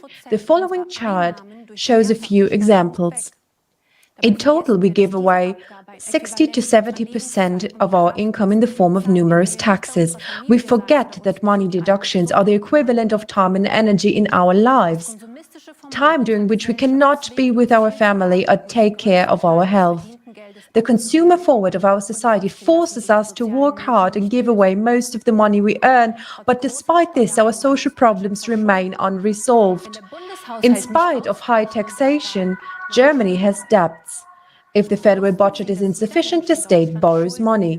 And did you know that every person in Germany has a debt of 30,000 euros without even knowing it? Public debts are our debts, yours and mine, without our consent. Is it acceptable to take out loans for another person without asking them? In our private lives, it would be unthinkable, but it is done to the entire population of the country. Imagine if you now had a political vote. You could vote on what money would be spent, what laws would be passed, or what measures would be put in place to improve people's lives. Would you agree, for example, with the decision to place the heaviest tax burden on the middle class, which makes up 2/3 of Germany's population? The middle class, small and medium-sized enterprises contribute significantly to the financing of public expenditure by paying high taxes and social security contributions. Did you know that at the same time Germany remains a low-tax country for the particularly wealthy? Although corporate taxation is relatively high, multinational corporations bypass on a huge scale the fair payment of taxes through shell companies in tax havens or use tax tricks and loopholes. If this money didn't go past the Treasury, we would have a lot more tax revenue for the federal budget. But would have been the effect? The money could have been used to solve problems in many areas and help people. Why do we allow this injustice? In the first place, because corporations follow the rules of the consumer format system. They are simply trying to make the most profit possible, while ordinary people have to bear the heaviest burden and pay for it with their lives, health, and hard work. The culprit is not the big corporations, but the system itself, which is built on this principle of injustice. Inflation is an additional burden of the middle class. It has already caused the middle class to shrink in the recent years, and it is under pressure. Smays no longer know where they will exist next year. Production costs are rising, energy costs are rising, rents and interest rates on loans for businesses are increasing. What does this mean specifically for us, people? At a 10% inflation rate, your annual income decreases by 1 month's wages. This can easily be calculated without being a mathematician. That's exactly the money you don't have enough for a holiday, for example. Experts say that inflation has just begun, and if we do nothing, once it gets worse, it will be hard to stop. We will soon take a closer look at the artificiality of crises and show that the format of consumption is programmed to create crisis and inflation. What are the consequences for our country? If the middle class shrinks, the economy will stagnate. Less will be spent, less will be produced. Tax revenues will fall. There will be less money in the federal budget, therefore, less budget for social services. By improvising the middle class, Germany impoverishes itself and loses its footing, while large corporations are moving production to other countries because energy and production costs are too high in our country. Small businesses, bound by obligations, must suffer. As a result, small businesses go bankrupt, and the number of jobs decreases more and more. And then, what happens to people when they fall out of the middle class? We very much hope that these people do not slip into poverty. As we can see, the gap between the rich and the poor is widening. In times of crisis, most of the population will become poorer, except for those few who can profit from it. A prime example is the energy corporations that have made huge profits during the energy crisis. The crises of recent years are not the only reason for this outcome. They are a condominant factor of the consumer format. They have only highlighted and, of course, further exacerbated the existing inequalities and vulnerabilities of people in this consumer format of society. What processes are really behind this? Why is inflation currently affecting people so much? What could be the solution to the problem? We interviewed Murat Yildiz, an insurance specialist, investment advisor, and property specialist, about this. Let's hear what he has to say about it.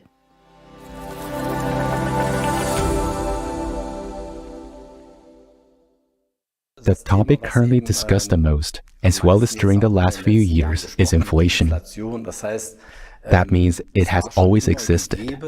But now, during the last 2 to 3 years, inflation has been so high that unfortunately, everyone feels its impact, and every day, while shopping, we can see the value of money depreciate.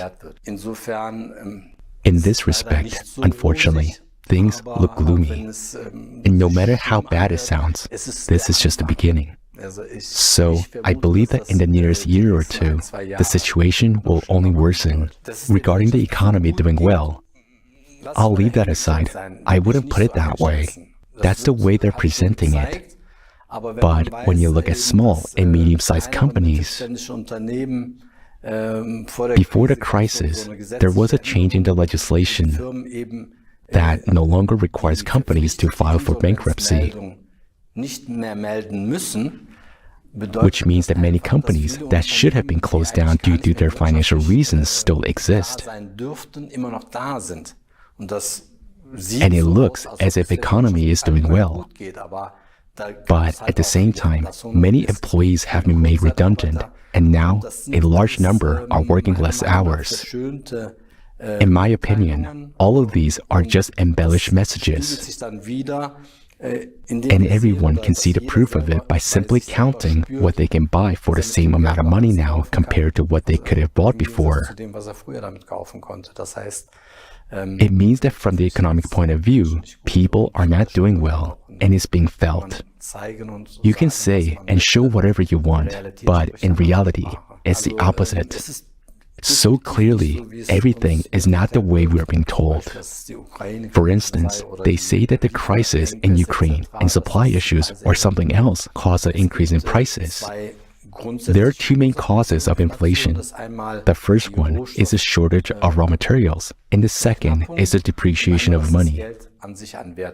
And if we break down the first cause, meaning the shortage of raw materials, into component parts, we can identify two more types of inflation. The first is the inflation of demand.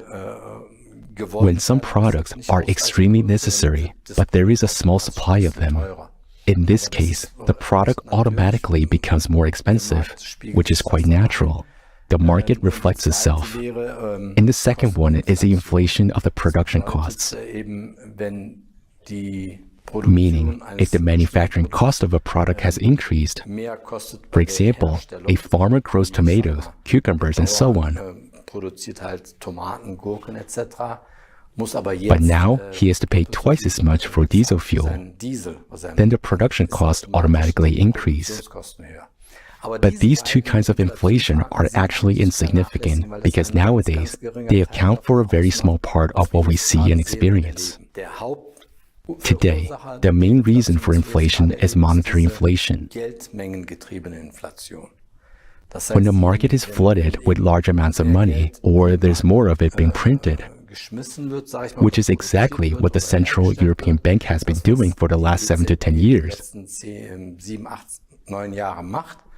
then the value of money depreciates. Unfortunately, it won't work with the current system. The most you can do is to make selective improvements in areas where you are an expert, or create some opportunities to make things less dramatic.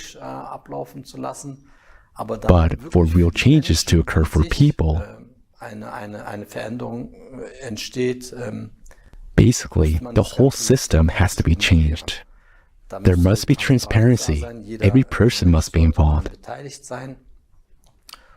And all systems can be formed differently. We already have the solutions, but not everyone knows about them yet. So we must implement them in practice. I've learned about the Creative Society just recently. And I think this idea is not only brilliant, but it's easy to implement. The first thing is to simply inform people that this opportunity exists and that everyone is involved in it. In the current system, we can only treat the symptoms, but that wouldn't cure the system as a whole. So we will have to change it from the ground up.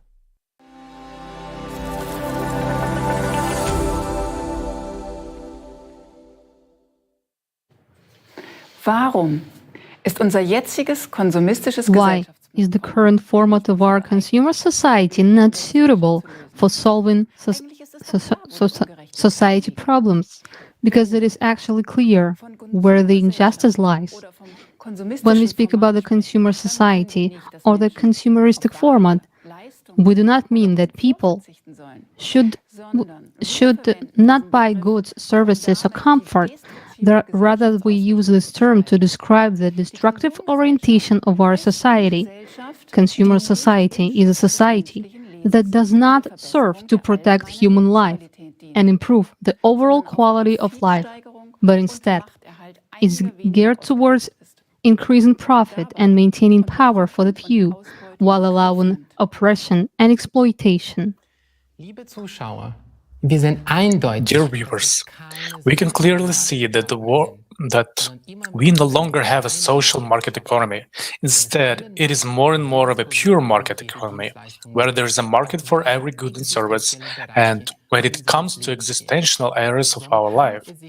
Thus, all issues in our society are now reduced to just price optimization and profit maximization. What impact does the continuous expansion of market-based approaches have on the German economy and society? Due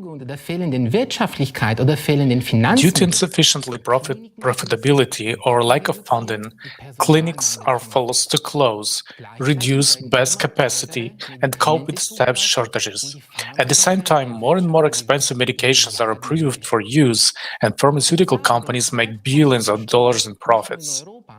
We are paying for the second most expensive electricity, not only in Europe but worldwide, while our electricity supplies become increasingly unreliable, and we already have to prepare for massive blackouts. In 1/5 of Germany's territory, not every user has mobile coverage because it is unprofitable for mobile network providers to expand their networks across the country. In addition, we export 700,000 tons of waste each year to other countries because it is cheaper to recycle it there. However, in most cases, they end up in landfills or even in the sea. We import food produced with forced labor or child labor because it's cheaper. Why are we faced with this absurdity every day? The answer is always the same everywhere. We do not have enough money to solve the problems we have to solve. And this is not only the case in Germany. All over the world, people are confronted with absurdity and dissatisfaction. And the answer is the same.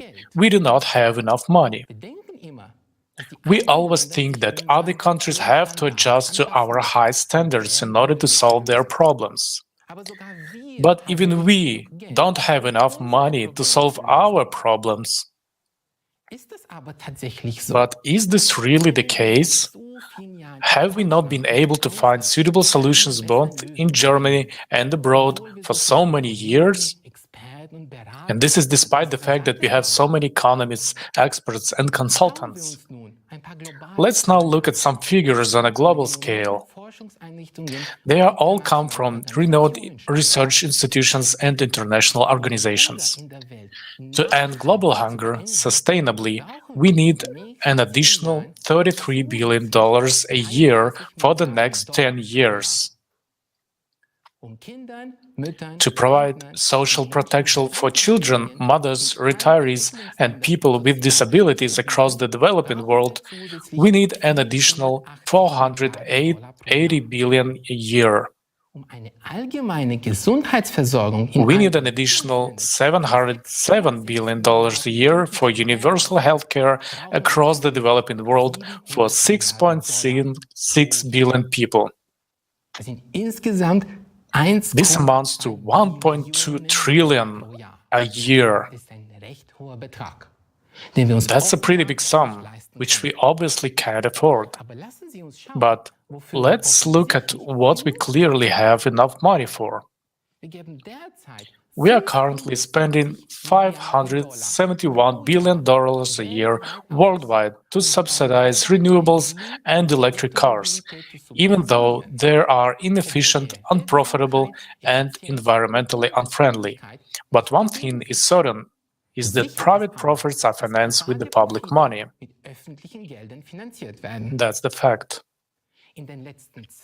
Over the past 20 years, we have spent an average of $1.8 trillion a year on wars. That is, we spent money on steadily increasing private wealth and on killing each other. And it's even twice as much, $2.4 trillion, as we are spending on urgent solutions to pressing problems. Isn't that crazy? And at the same time, there are about 300,000 ultra-rich people in the world with a personal wealth of more than $30 million. Their total assets amount to $36 trillion. It turns out that we have more than enough money to solve all the problems on the planet. But we just don't do this. And if we look at the global distribution of wealth, that is what we find. 1% of the richest people own almost 50% of the world's capital, of the world's wealth. The 12th richest people own almost 90% of the world's wealth. The poorest 55% of people on the planet own almost nothing. Let us now look at the distribution of capital in Germany. In our country, private capital totals more than 15 trillion euros. However, it is distributed very unevenly. The richest 10% of Germans own more than 50% of all wealth. The richest 20% of Germans own about 80% of all wealth. The poorest 50% of Germans own almost nothing, and the poorest 60-70% of Germans have next to nothing. Among them are many people of the middle class who go to work every day but have no assets. All this is not surprising at all, although it is proclaimed everywhere that the economy is aimed at improving the lives of everyone. In reality, this is not the case. Both the global economy and the German economy do not exist to provide all people or Germans with goods and services, but instead it makes rich people richer. And this goal not only determines our economic actions in everyday life, but is deeply rooted in our economic doctrine. What does the term economy mean anyway? According to the German version of Wikipedia, it is the entirety of all institutions and actions that serve the planned satisfaction of needs. This sounds reasonable at first. Now let's take a look at Gabler's acclaimed encyclopedic dictionary. It further clarifies the following. The goal of the economy is to ensure subsistence.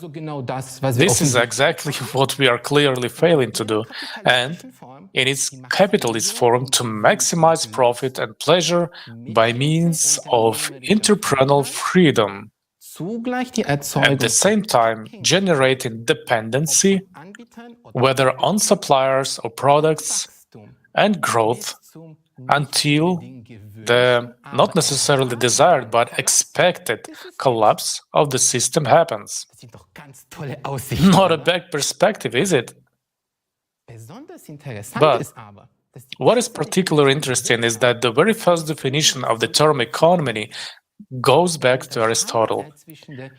There he distinguishes between economics or economikos, Greek housekeeping or household management for the satisfaction of needs, and chrematistics, the art of acquiring wealth.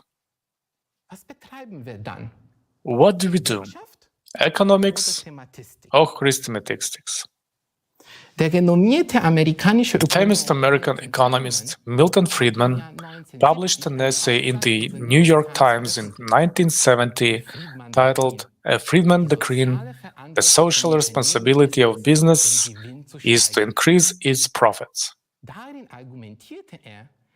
There, he argued that a corporation has no social responsibility to the public or society. Its only responsibility is to its shareholders. Such arrogance. So there is no responsibility to patients in the hospitals, consumers of electricity, mobile phones, in other words, to us, the people. How inhumane it is. And how do we organize the so-called economy? According to the interaction between supply and demand, right? Everyone knows an increase in supply leads to a fall in prices, and increase in demand leads to an increase in prices. But the consequences of this are counterproductive to the point of absurdity. If we have high levels of production or overproduction, for example, in agriculture, we should be happy to have more. But for producers or farmers, in our example, it is sad news if prices fall heavily and they earn less than when production of yields are normal. When we face a crisis of shortage, it is a blessing for a few suppliers who still have goods in stock and can sell them at very high prices. While most starve or suffer, a few make a profit. This is exactly what happened in 2020 with medical masks. The high demand caused by the mandatory mask law led to five-fold price increase. Five-fold. How mean and unfortunate this was at the end of the day. In the 18th century, the Scottish economist Adam Smith, the founder of classical economics, introduced the concept of the invisible hand. In a market economy, the invisible hand is supposed to be an unobservable force that automatically brings supply and demand into equilibrium. We have had some 20 economic crises over the past 100 years alone. Where has this invisible hand been all this time, when millions of people have lost their jobs, homes, health, happiness, and hope? Do we want to continue to rely on this invisible hand in the current and coming economic crisis?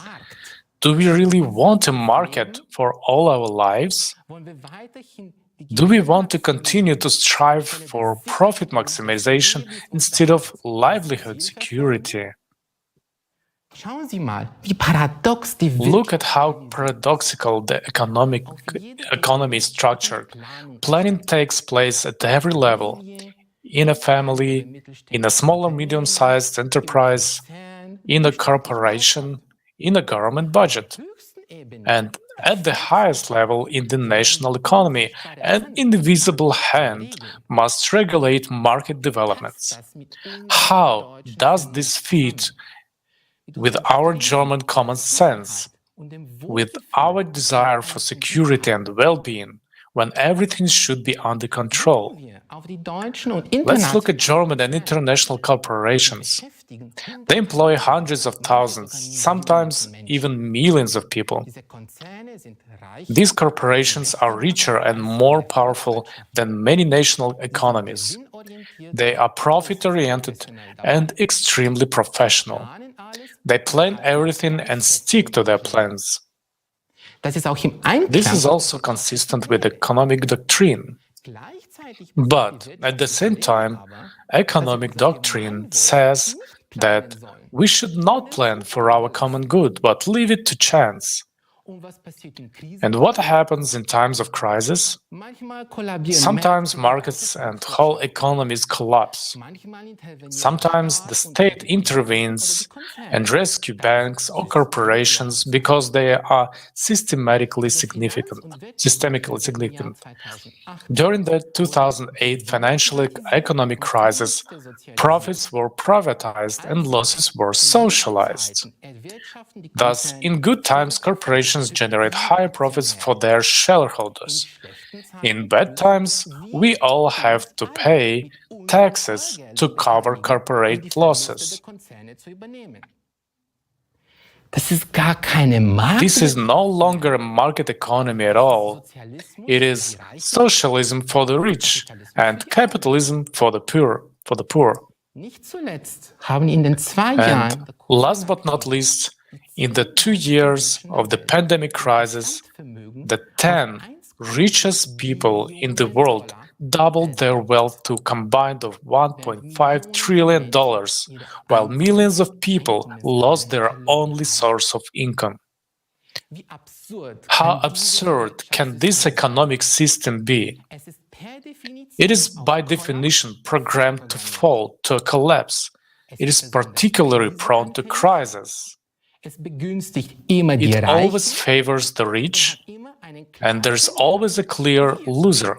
This is we, the people. Vielen Dank, Christian, für deine Ausführungen.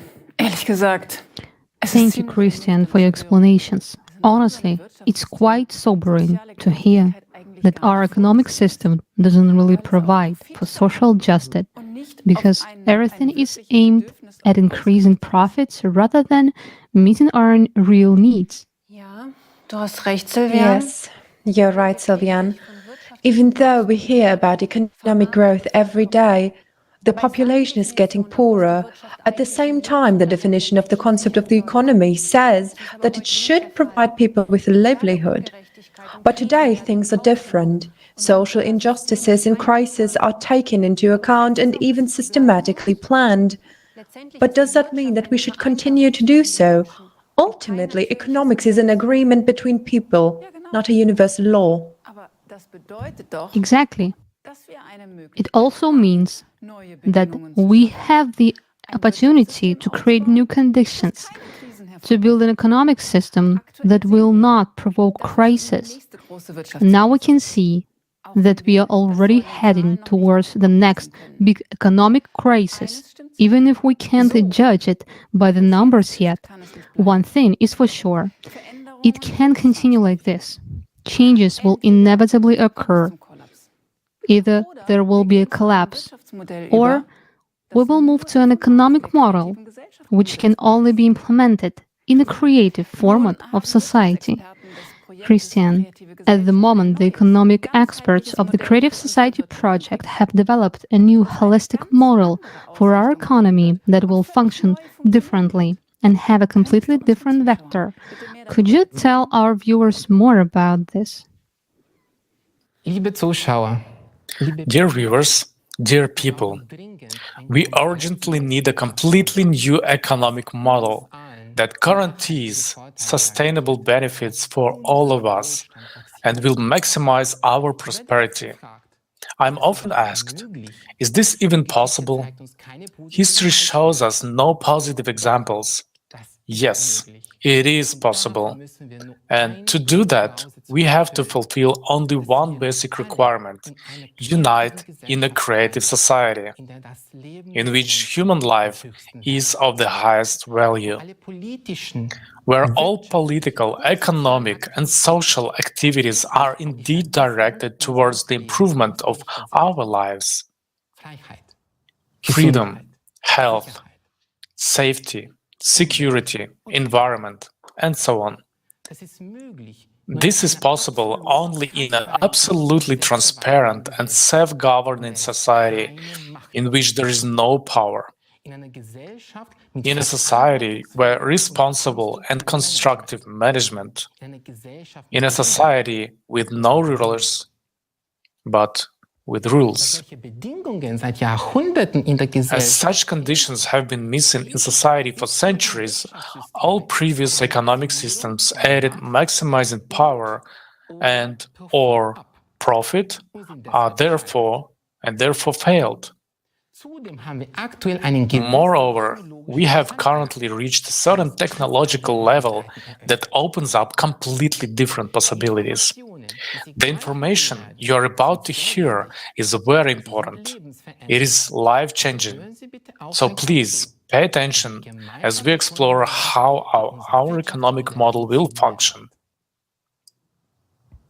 The ultimate goal of the economy in the creative society is to provide everyone with equal, best possible standard of living. We are talking about the highest quality of healthcare, education, housing, food, clothing. Everyone will have the best or everything according to the strictest quality standards.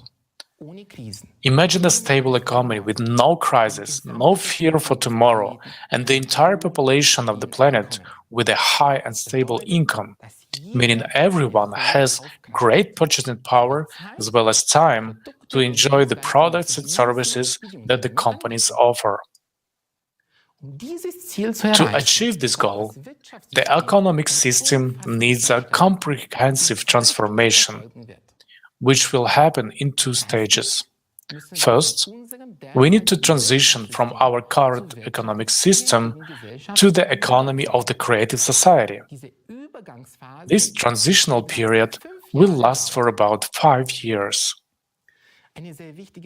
A very important change will be the introduction of a single monetary unit created by a single World Bank that belongs to and is controlled by the society. An important condition that will be fulfilled immediately when we transition to the new system is the cancellation of all debts for countries, companies, and individuals. From that point on, it will be forbidden to lend money at interest. If you need money, you take it and pay back the same amount. The key element of the new economic model will be that every human will be receiving a monthly, unconditional basic income equivalent to 10,000 US dollars. This will create a high purchasing power for each member of society and ensure a stable demand for goods and services, which in turn will create conditions for the sustainable growth and development of businesses. With the help of an AI, the economy will be planned by and for the benefit of society as a whole. The worldwide demand will be formed by people themselves and analyzed by AI, which will be able to predict the required volume of production of food, goods, and services to provide each person everywhere in the world with everything necessary. This will ensure the most optimal allocation of resources and production volumes at the worldwide level. The demand for all goods and services will always be available online and accessible to everyone. For example, you want to start a business and inquire about opportunities in the field of your choice. The AI gives you a prediction about the current and projected requirements for this industry, and you decide what to produce or offer, and it will have a guaranteed demand. All new technologies will belong to society and will be fully available to any company. This will make it possible not only to automate the processes of production and economic activity of companies with the help of AI, but also to create conditions for improving the quality of products and services. Another important change: prices will be fixed from the beginning of the transition period. With the help of AI, specialists will calculate optimal prices for all goods and services, taking into account logistics and production costs. It will not be possible to increase the prices, only to decrease them, all while maintaining or improving the quality. Prices for the same goods and services will be the same everywhere in the world. Automation and new technologies will make it possible to work 4 hours a day, 4 days a week, all while having a high level of earnings. No matter how much a person works, he or she will continue to be paid the unconditional basic income every month. There will be an incentive for everyone to work in order to live an even better life. And no matter where in the world you choose to live and work, professionals with the same qualifications will be paid the same high wage for the same job all over the world. This will eliminate labor migration and the difficulties associated with it. Let's do a quick recap.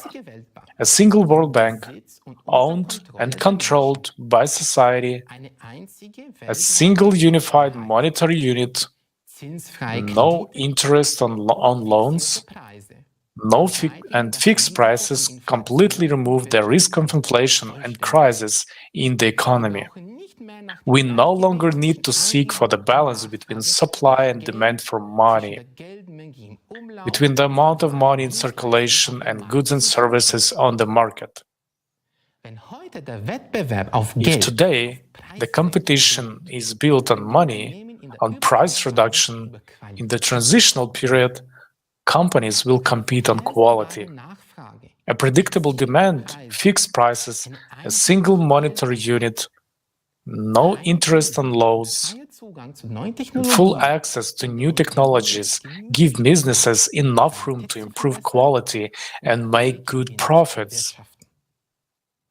All these factors will create conditions for healthy competition and will stimulate the production of higher quality products. This, in turn, will ensure a high standard of living for everyone. In the creative society, we will create such conditions where corruption and the influence of individuals on politics and economy will be impossible. For this purpose, a limit on private wealth will be introduced, meaning that there will be a limit on the maximum wealth per family. We will determine this limit together as a society. Let's say it will be 10 million US dollars. Such a fortune is more than enough for a comfortable, wealthy life. But it's not big enough to start the war. The world's resources, strategic industries, and life-supporting enterprises will belong to the entire world community, including the mining industries, energy production, development of new technologies, healthcare, the production of medicines and medical equipment, the telecom infrastructure, the financial system, and large agricultural enterprises. At a certain point in time, after preparing all the necessary conditions and maintaining a new economic framework, we will choose a date on which the new economy of the transition period to the creative society will start. At this point, the currencies existing in different countries will be exchanged for the new unified monetary units. The exchange will be made taking into account the wealth limit. If the savings exceed the maximum threshold set by society, the rest of the money is not exchanged. At the same time, all debts will be nullified, prices will be fixed, and the unconditional basic income will begin to be paid to every person. Wir lesen oft in den Kommentaren und werden Folgendes gefragt. We often receive questions in the comments because people cannot imagine this at all in the current consumerist format. Where are we going to get the money in the new economic model in order to pay everyone an unconditional basic income of 10,000 US dollars? This is indeed a very good question. But before we answer that question, let's understand that money actually is what money actually is in general. We use money as a medium of exchange to facilitate the purchase of goods and services. It doesn't matter whether it's made of metal, paper, or it's just numbers on a screen. For centuries, gold and silver had been used as money. But over time, people came up with the idea of depositing their gold in a bank and getting a receipt stating that the bank owed them that amount of gold. These receipts or banknotes were used as money. This system was called the gold standard. But after the 1970s, the gold standard was abolished altogether.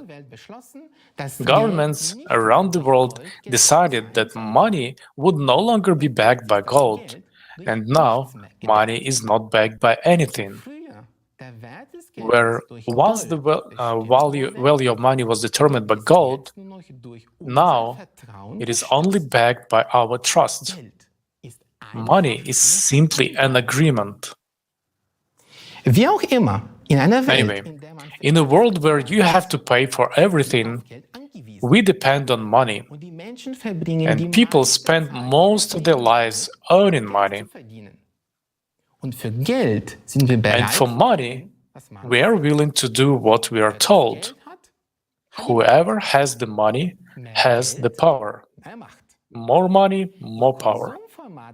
In the consumerist format of society, money is the key instrument of power. And this instrument has a master. So, who is the master of money today? In today's financial system, money is created by the central banks of the countries. Although these banks do not always belong to countries. In the United States, for example, the central bank is the Federal Reserve. But did you know that the Fed is owned by private bankers? But more interestingly, over 90% of the money is created digitally by the private banking sector. So most of the money in the world is private. It is owned by someone. It does not belong to the government. It's private property. There are trillions of dollars in private hands at the moment. That's the root of the problem. Money belongs to a small group of people, not society. And no matter how we try to earn it, the money always goes back to its owners. But here's the good news. Economics is not an exact science. There is not a single law in economics, like the law of gravity in physics. In economics, there are no axioms or postulates. The economy is simply an arrangement, an agreement between people. And that means that we can change it. We are used to thinking that money belongs to someone else. It is public, international, private. But in the creative society, money will belong to society itself. As we said earlier, there will be a single World Bank that will be owned and controlled by society. The function of this bank will be to create and redistribute money for the needs of society. A new, single, unified monetary unit will also be introduced. With this introduction, other currencies will cease to exist and all savings and income will be exchanged for them. Private banks will no longer be able to create money, and there will not be private banks anymore. We will decide by ourselves as society how much money we need to create to provide each person with an unconditional basic income, quality housing, development of healthcare and education, and improvement of our lives. We can create as many trillions as we need, and they will all be ours, and they can be all kept on the common account if we don't need them. The key point, very important to understand, is that this money will not be subject to inflation. Because in the economy of the creative society, prices will be fixed all over the world and won't be subject to raise. Prices will no longer depend on the amount of money in circulation, and the value of money will be sustained. And we must understand that keeping money in circulation is a temporary necessity during the period of transition to the creative society. It is crucial to understand that the creative economy is a harmonious global economic model. The economic principles we've just discussed can work only together everywhere around the world. Only one of the sum of the creative economic principles will not work independently of each other. During the transitional period, we will be able to rebuild our economy. develop and make available new technologies in energy, science, healthcare, ecology, food, and other products to everyone.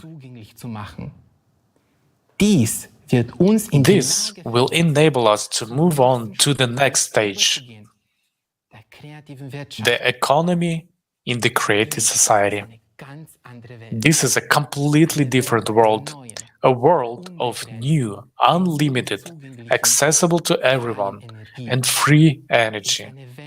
It is a world of new technologies for the production of goods and food throughout the control of elementary particles. Through the control of elementary particles.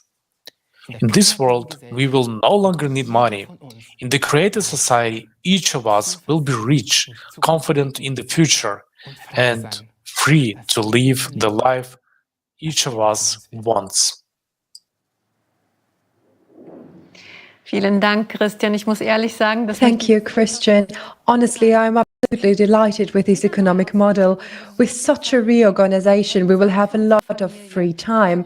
We will have time for our families, for hobbies, for activities to which we could devote ourselves with joy and dedication. It's a life without a fear of poverty and social decay.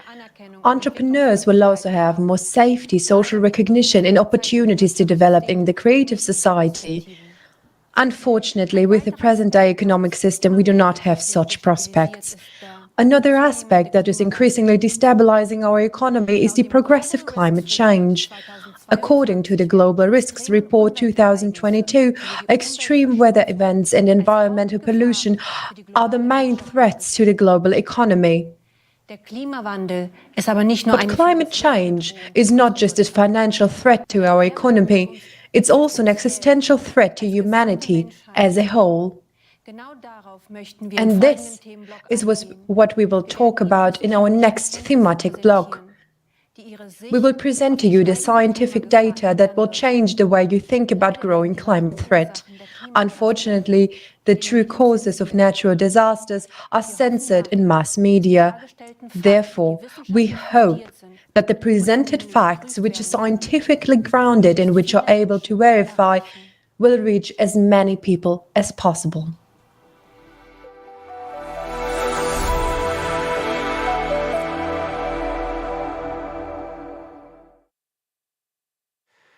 Liebe Zuschauer, Dear viewers, nowadays, not a day goes by without reports of climate-related disasters in which people suffer and lose their lives.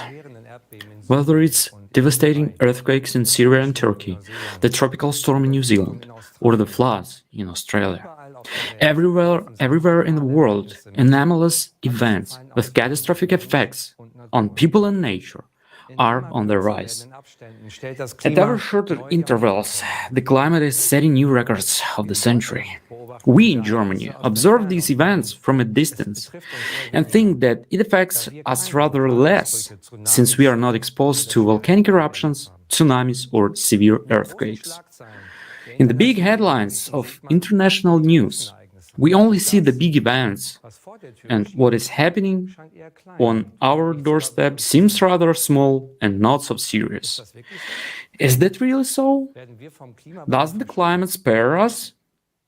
The volunteers of the Creative Society project have been carrying out climate monitoring worldwide for many years. Using publicly available sources of information, countries' weather services, media, digital monitoring platforms, and, above all, communication with the eyewitnesses of natural disasters. The information collected is reviewed and analyzed. This allows us to have a holistic picture of what is happening on our planet. In the following video, our international team took a closer look at the events of the last few years in Germany and put them together.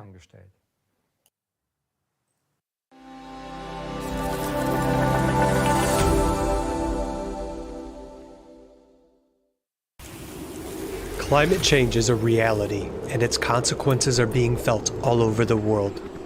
Whether it is drought, flood, or hurricane, every year we hear about new cataclysms of the century. one record succeeding another. But what is the situation in Germany? Our country is located in a temperate climate zone, and this means that extreme weather events should be the exception rather than the rule. However, the last 3 years have shown a different picture in Germany. The number of severe natural disasters is also increasing, leading to enormous economic losses as well as loss of people's lives. As for meteorology, the year 2022 broke many records around the world. The average annual number of storms in Europe has increased by nearly a factor of 17, starting from the year 2000 up to the present day. The storms did not spare Germany either. This was the first time such a cascade of devastating storms was observed in the country. In February 2022, there were 4 storms in a row with wind speeds reaching 162 kilometers an hour. This led to numerous accidents and significant damage to a large number of power lines and buildings. Sadly, 6 people died. The economic damage was enormous. In just 4 days, Hurricanes Yelena, Zeynep, and Antonia caused insured losses of 1.6 billion euros. This amounts to about half the total annual average of storm losses in Germany. On May 20th, 2022, at least 8 tornadoes were registered. Such a large number of tornadoes is referred to as a tornado outbreak. 3 of them struck the cities of Lippstadt, Paderborn in North Rhine-Westphalia, and Holzminden in Lower Saxony. Each of them was an F2 category with wind speeds reaching 250 kilometers an hour. Analysis of satellite images showed that the tornado in Lippstadt left a devastated swath up to 950 meters wide and an overall length of 13.4 kilometers, according to insurance estimates. The damage amounted to about 50 million euros. In Paderborn, 43 people were hurt. 13 of them were seriously injured. The tornado left a trail of destruction up to 400 meters wide and 23.5 kilometers long. The storm damaged more than 100 buildings and toppled about 1,000 trees. The city of Paderborn estimates the damage of almost 150 million euros. The typical season for tornadoes in Germany is summer, but on November 17, 2022, an unusually strong tornado struck the northern part of the federal state of Saarland. 2022 was the tornado season with the highest damage in recorded history.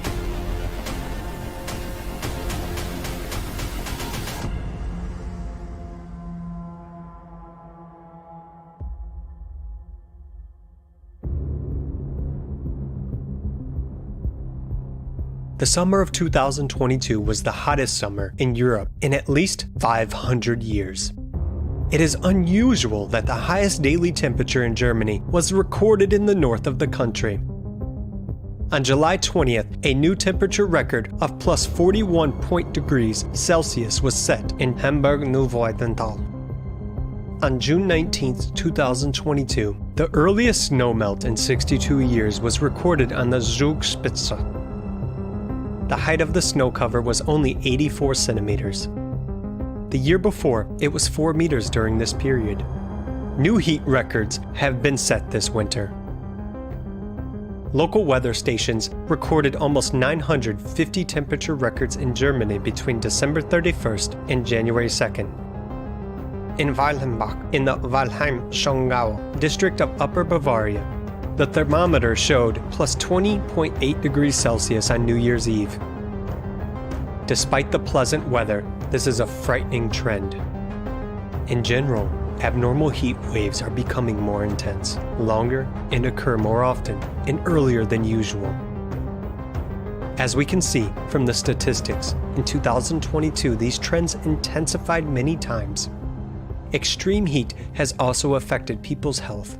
Its negative impact on the cardiovascular system poses a direct threat to life. The heat and lack of rain led to the worst drought in Europe in 500 years. At least 64% of the EU territory was affected. This had a strong impact on the water supply and the agricultural sector. In Germany, the drought mainly affected the amount of grain harvest, which was well below the multi-year average. The Agricultural Association expects even more difficult climatic conditions in the future. Forests also suffer greatly from the pronounced drought and heat. Due to a significant lack of water, which couldn't be compensated even by short and heavy rains, forest owners have suffered a loss of 12.5 billion euros since 2019. And since 2018, about 400,000 hectares of forest have died due to rising temperatures and drought. This area can be compared to more than 500,000 soccer fields, or 1.5 times the area of the federal state of Saarland. The condition of water bodies in Germany has also deteriorated sharply as a result of the drought. Large rivers and reservoirs are becoming catastrophically shallow. The water level of the Rhine, one of Germany's most important trade arteries, has dropped to a record low. Shallowing of the Rhine caused a chain of problems. Shipping was practically halted. Supply chains were interrupted, resulting in a fivefold increase in transportation costs.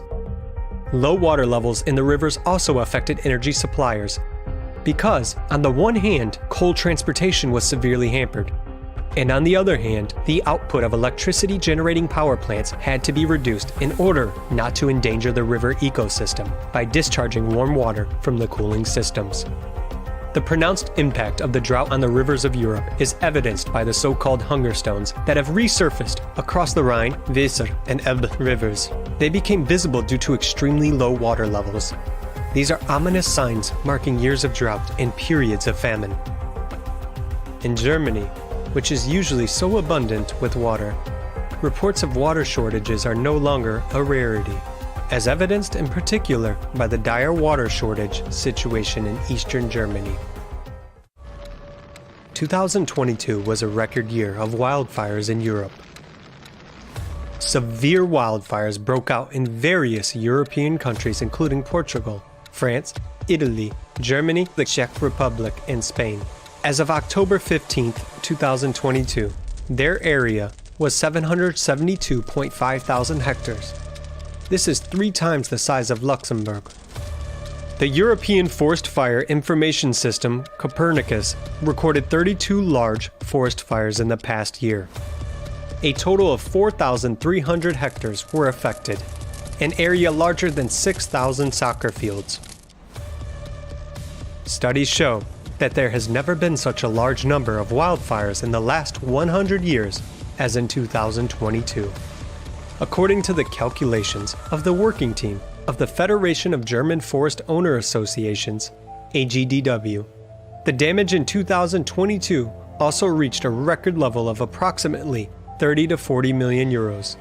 The total damage to health, nature, and the economy far exceeds 600 million euros. Periods of extreme heat contribute to abnormal precipitation and hail. Long-awaited cooling often leads to the other extreme. In 2022, a new annual record of 8,000 cases of large hail, over 2 centimeters in diameter, and 1,300 reports of very large hail, over 5 centimeters in diameter, was set, surpassing the previous record in 2021. In Europe, 215 people were injured and 1 child killed in a hailstorm. In Germany, more than 25,000 hectares of farmland were destroyed by hail, resulting in a loss of about 50 million euros. Overall, German insurance companies reported losses of 4.3 billion euros due to storms, hail, and heavy rains in 2022. While 2022 was marked by drought, 2021 was characterized by extreme precipitation and catastrophic flooding. On July 14th and 15th, 2021, heavy rains in Germany caused floods devastating entire regions. According to the German Weather Service, up to 150 millimeters of rain fell in 2 days in Rhineland-Palatinate in North Rhine-Westphalia. The water level in the Ahr River has reached a historical record of more than 5 meters. Of course, we were always watching the level of the river and seeing how sharply it was rising, the water. But we never imagined that it could reach here. The message said, Ahr rises 50 centimeters every 5 minutes. I think it was 10 minutes and the water was already there, and we were trapped back and front. This is one of the worst natural disasters in Germany, claiming more than 180 lives. 766 people were injured. The damage is relative, both material and health damage. Because I had to free myself from a stuck car at night. This flood was completely unimaginable for all of us. It was a tsunami-like flood. Here, cars were floating in the streets, and there, 3 bodies were also floating in the streets. It was at 4 or 5 in the afternoon. That means that from that moment, there was probably not much that could have been done in Oberrah. It was 600 meters away from me, and it could have been prevented. No need to talk about advance warning. It just wasn't done enough. I kept looking outside. I was up all night, would watch the water rise, and I always thought, God, there's got to be a boat coming through. At night we tried to call the police and firemen. They just said, we can't help. As of 2021, the German Insurers Association estimated insured damage from natural disasters in Germany at 12.6 billion euros. More than at any time since statistics first began since the 70s. Up to this day, more than a year and a half after the July 2021 flood in the Ahr River Valley, described as the most devastating in a century, affected people cannot return to their homes. The place where we live in Germany is a tragedy. We help everywhere. We help everyone. We want to help everyone, even though we are in a very difficult situation ourselves.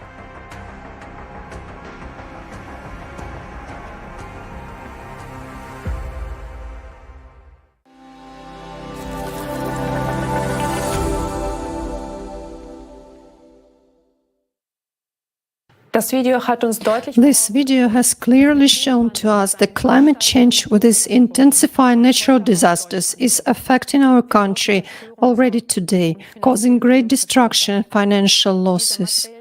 This material damage, however, is not comparable to the loss of human lives. The flood in the Ahr River Valley deeply shook our country. We are not used to seeing such footage in Germany. We usually only know such pictures from other countries.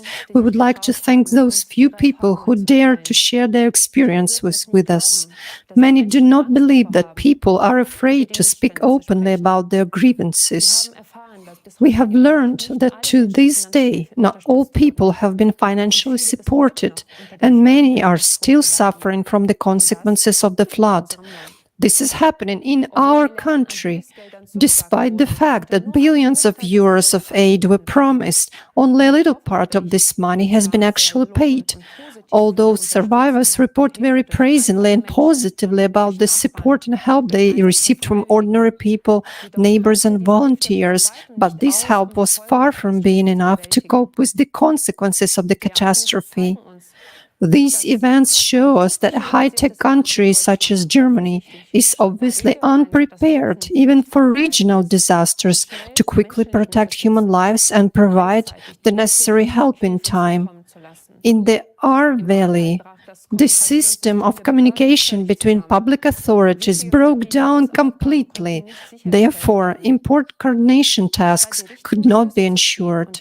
Instead of drawing the right conclusions and uncompromisingly coping with mistakes, spendings of the Federal Agency for Technical Relief were cut in 2023 federal budget. Because of the Federal Warning Day in Berlin at the end of 2022, also shows us that the necessary consequences were not drawn from the experience of the disaster in the Ahr Valley. Only 20 out of the planned 400 warning sirens were installed. So how are we prepared for the new disasters, which will definitely increase and aggravate? Can we be sure that we will be warned beforehand? Can we expect to have a coordinated assistance in time? Another question which we have been dealing with for a long time, whether we can do anything to counteract climate change. After all, there is a broad scientific, political and social consensus that the main responsibility for climate change lies with human activity. We would like to delve in this subject in more and make arguments which refute this consensus. Unfortunately, we cannot talk openly about this at this conference today. Later on, you will find out why. We have been observed that despite all our efforts to combat climate change, the number and severity of natural disasters around the globe are increasing. This is what we would like to talk about with the participant of the Creative Society project, Dr. John An. Hello, John. Greetings. John is joining us live from the USA.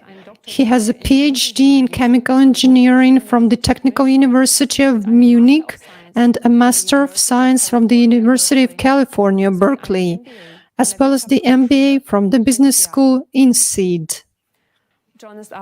But John is also a member of the International Scientific Community, which was created at the platform of the Creative Society. .com platform. The members of these scientific communities are just like us, volunteers of the Creative Society project from more than 180 countries of the world. John, could you please tell our viewers more about the particular mission of this scientific community? So first, thank you very much for the invitation. It's really an honor to be here. So the focus of our community is to study the true causes of climate change. We connect not only scientists, but also experts and independent researchers to provide the public with truthful information about the processes that are taking place on our planet. What makes this community so special is really the approach. Currently, scientists investigate only from one angle. For example, volcanologists rarely talk to glaciologists. Climatologists generally don't collaborate with geologists. While they're experts in their own field, scientists typically don't have understanding in adjacent disciplines. In fact, it's not even their task to see what the overall picture looks like. But in our research, we take interdisciplinary approach.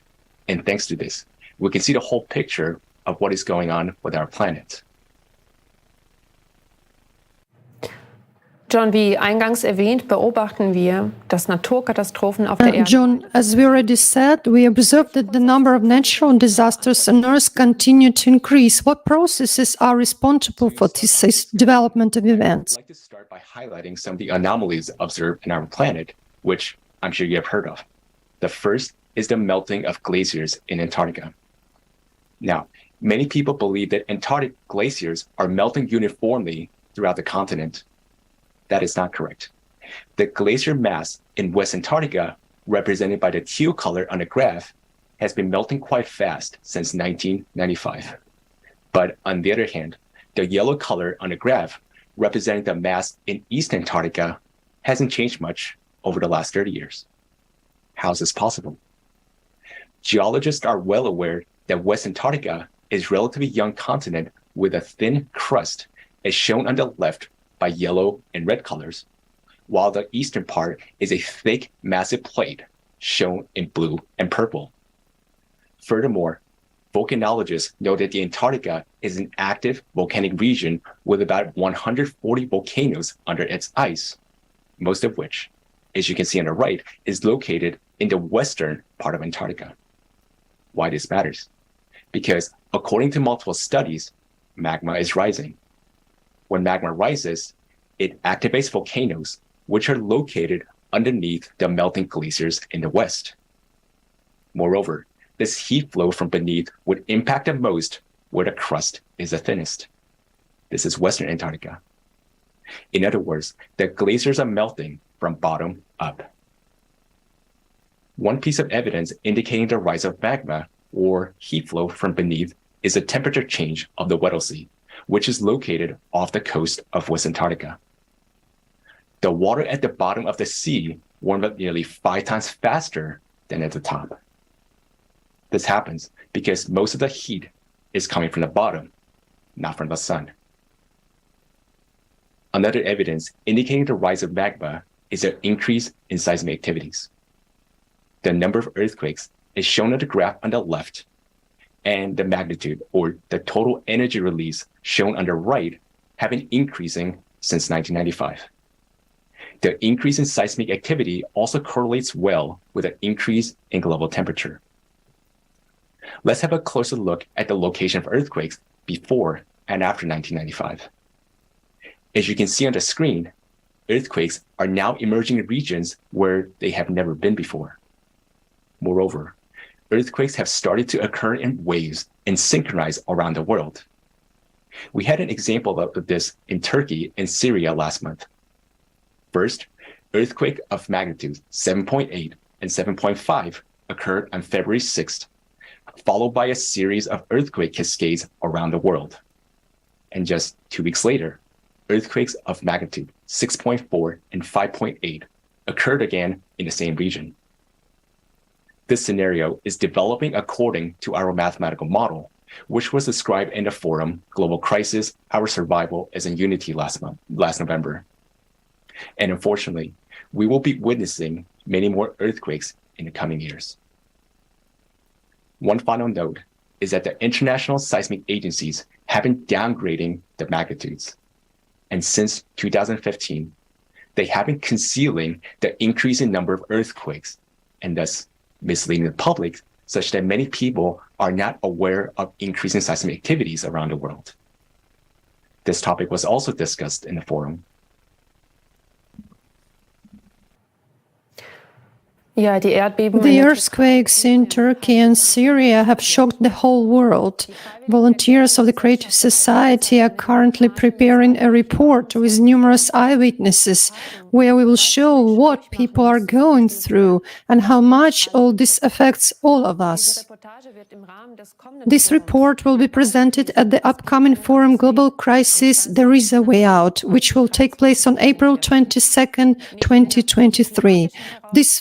In addition to the growing climate challenges, the forum will discuss such topics as the collapse of the world economy, the threat of the development of artificial intelligence, and the aggravating climate crisis. This forum is a very important event for all of us. People from all over the world will find out together what solutions are available to us as united humanity to face the challenges of the future.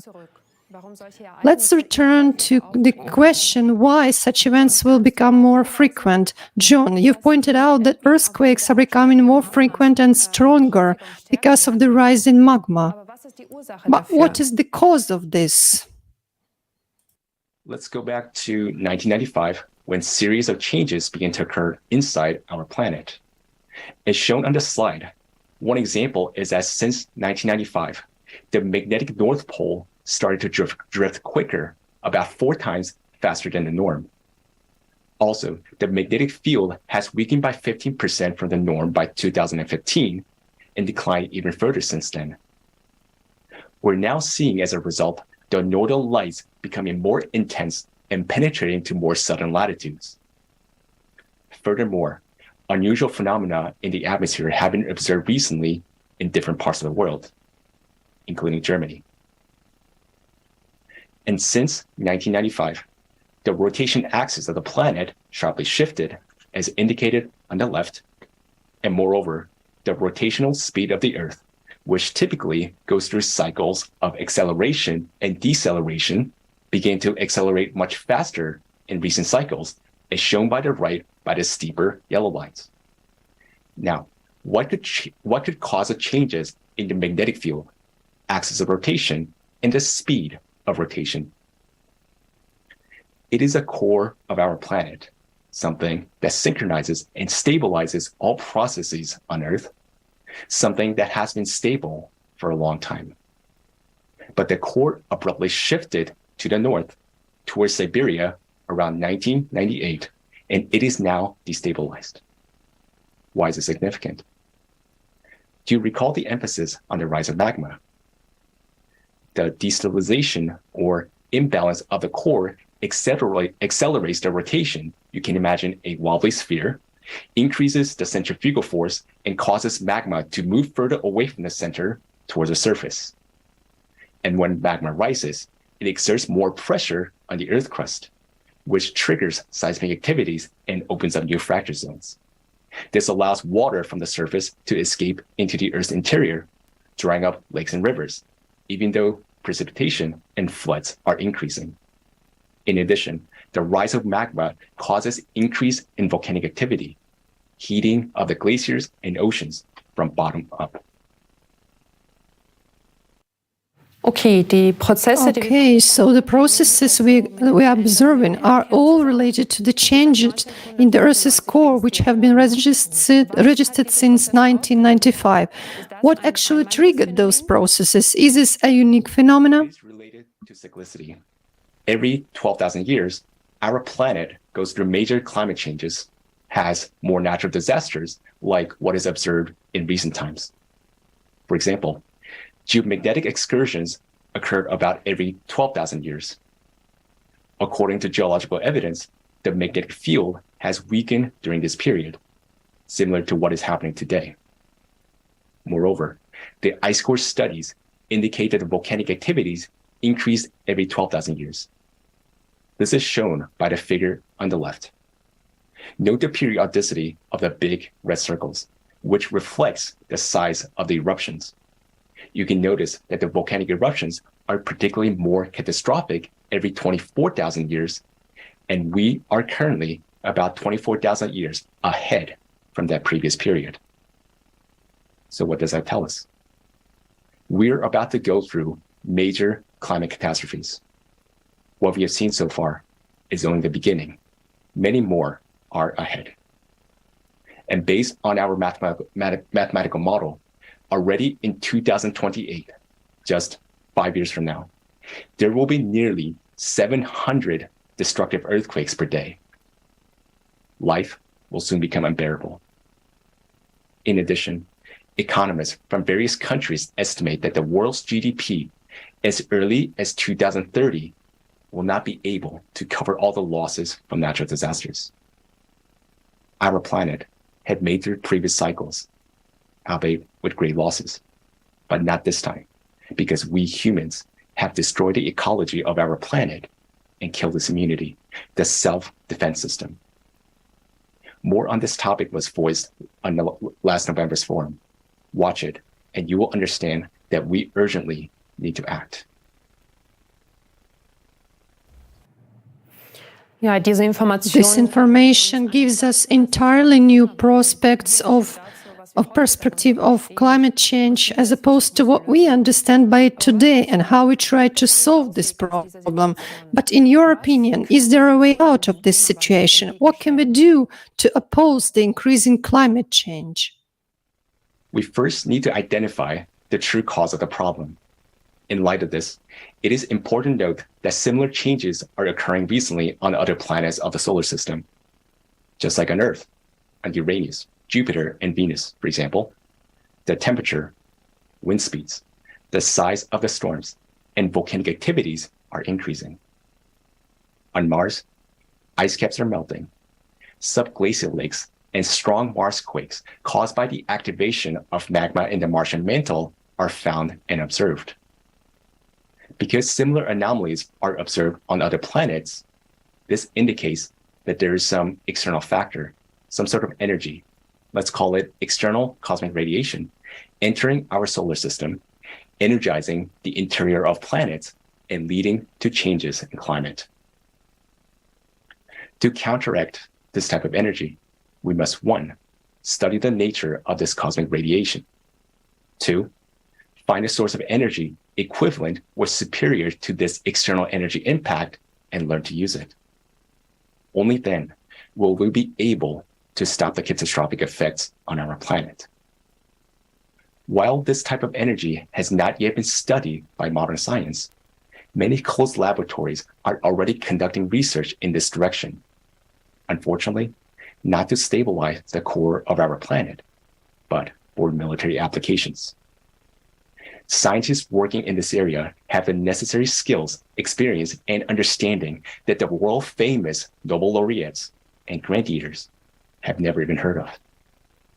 But these essential scientists will not be able to work on our survival because no countries will let them, as long as our world continues to live in a consumerist format, the format of the eternal race for domination, influence, and power.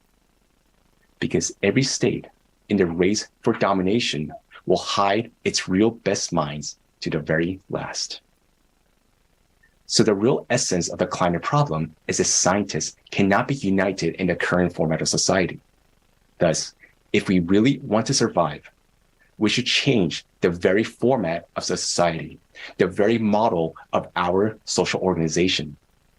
We need such a format of society which would provide no conditions for wars to break out and where it will be impossible for few to rule over billions.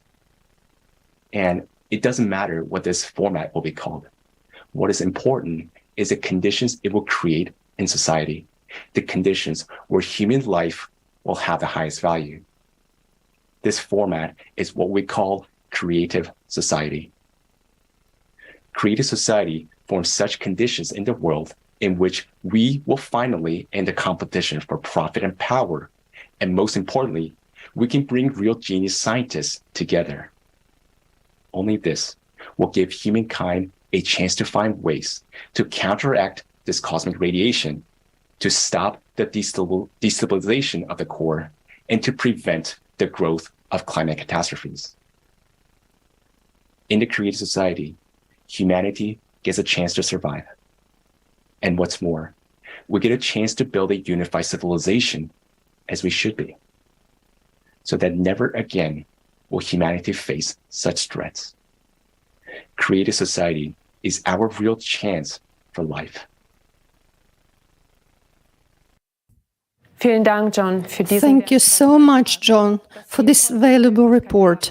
The fact that we have the opportunity today to learn the research results of the international scientific community is crucial for us, because honest and conscientious scientists today are trapped in a profit-oriented format, and they do not dare to inform the world public about the real threats and upcoming events because of fear of losing their position, fear of public slander, or because they are censored. In today's conference, we had to bypass certain topics because a few weeks ago, the global initiative Creative Society has faced a massive removal of channels in different countries. First of all, it is unjustified and without any warnings, videos and channels are deleted which talk about the real causes of climate change. Why? Because people would be able to ask the logical questions. Why are we paying for decades for measures that do not stop climate change and do not help the victims of climate disasters? Mass media giants not only infringe on freedom of speech, but they endanger all of us and themselves as well. Because of false theories, we lose precious time and resources, but it's exactly what we need urgently right now to mobilize our strengths as a united global community in the face of increasing cataclysms. Every day of lost time means the loss of human lives. Today, using the example of Germany, we have seen only a fraction, a small part of what people around the world have to experience. No country, regardless of its economic situation, can protect itself today from the current natural disasters.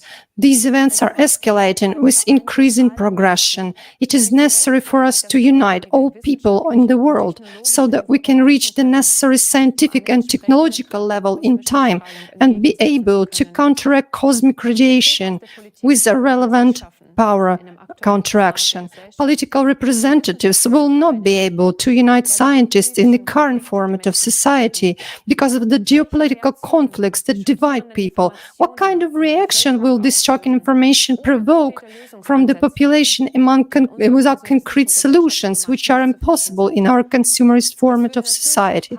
Of course, this will cause only panic. Thanks to volunteers of the Creative Society project, people around the globe start talking about these important problems and ways to solve them.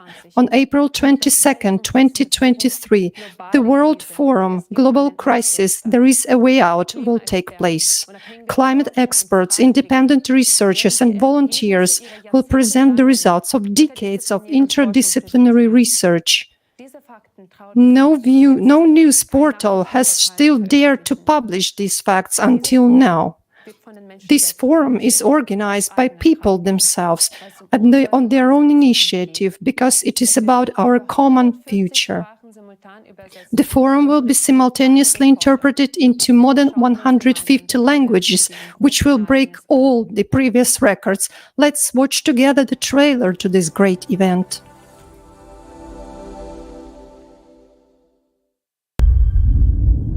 We tell the truth that is hidden from people. We are independent volunteer researchers from 180 countries. We conduct interdisciplinary research that no other institution or organization in the world can handle. The global crisis is a terrifying reality that has engulfed our world and will soon completely destroy it. Unfortunately, most people today are unaware of the impending threat. On November 12, 2022, at the International Online Forum, Global Crisis, Our Survival is in Unity, there was presented a shocking climate forecast based on our mathematical model. Now, we know the exact date of our planet's destruction and the natural disasters that will cause it. This climate report is the result of 26 years of hard work by a huge number of volunteers, scientists, experts, and independent researchers. The climate Cerberus is gaining strength with each passing day. It is obvious that if we don't take any action, all of humanity will perish. On April 22nd, 2023, at the next International Online Forum, Global Crisis, There is a Way Out. You will learn what events will occur on our planet before the year 2036, and why the destruction of the planet is not the worst thing that humankind will have to face. There are only a few years left to change the course of events.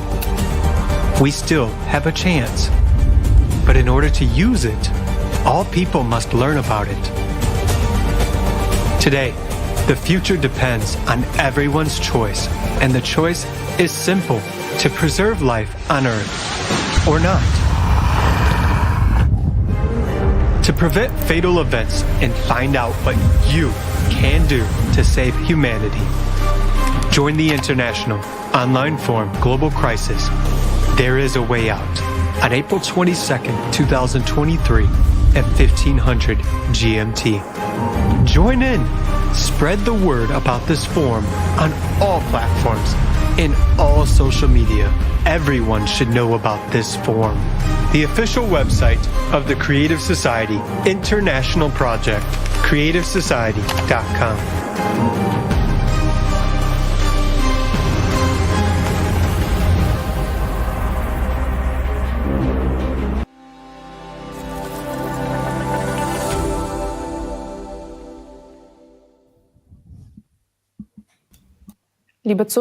Dear viewers, unfortunately, these are not scenes from a blockbuster, but the tragic reality of today's climate situation. Denying this can cost us our lives.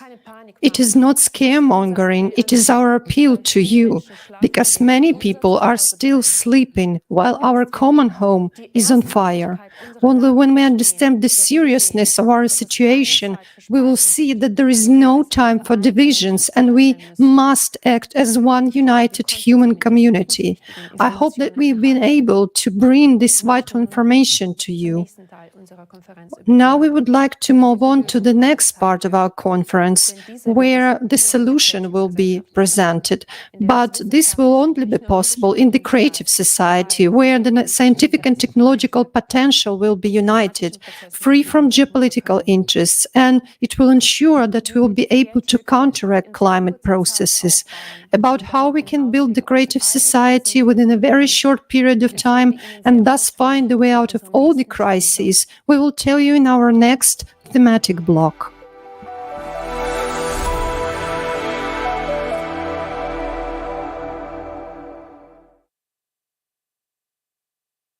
Liebe Zuschauer, wir sind nun an Dear viewers, let's all take a peek into our future together.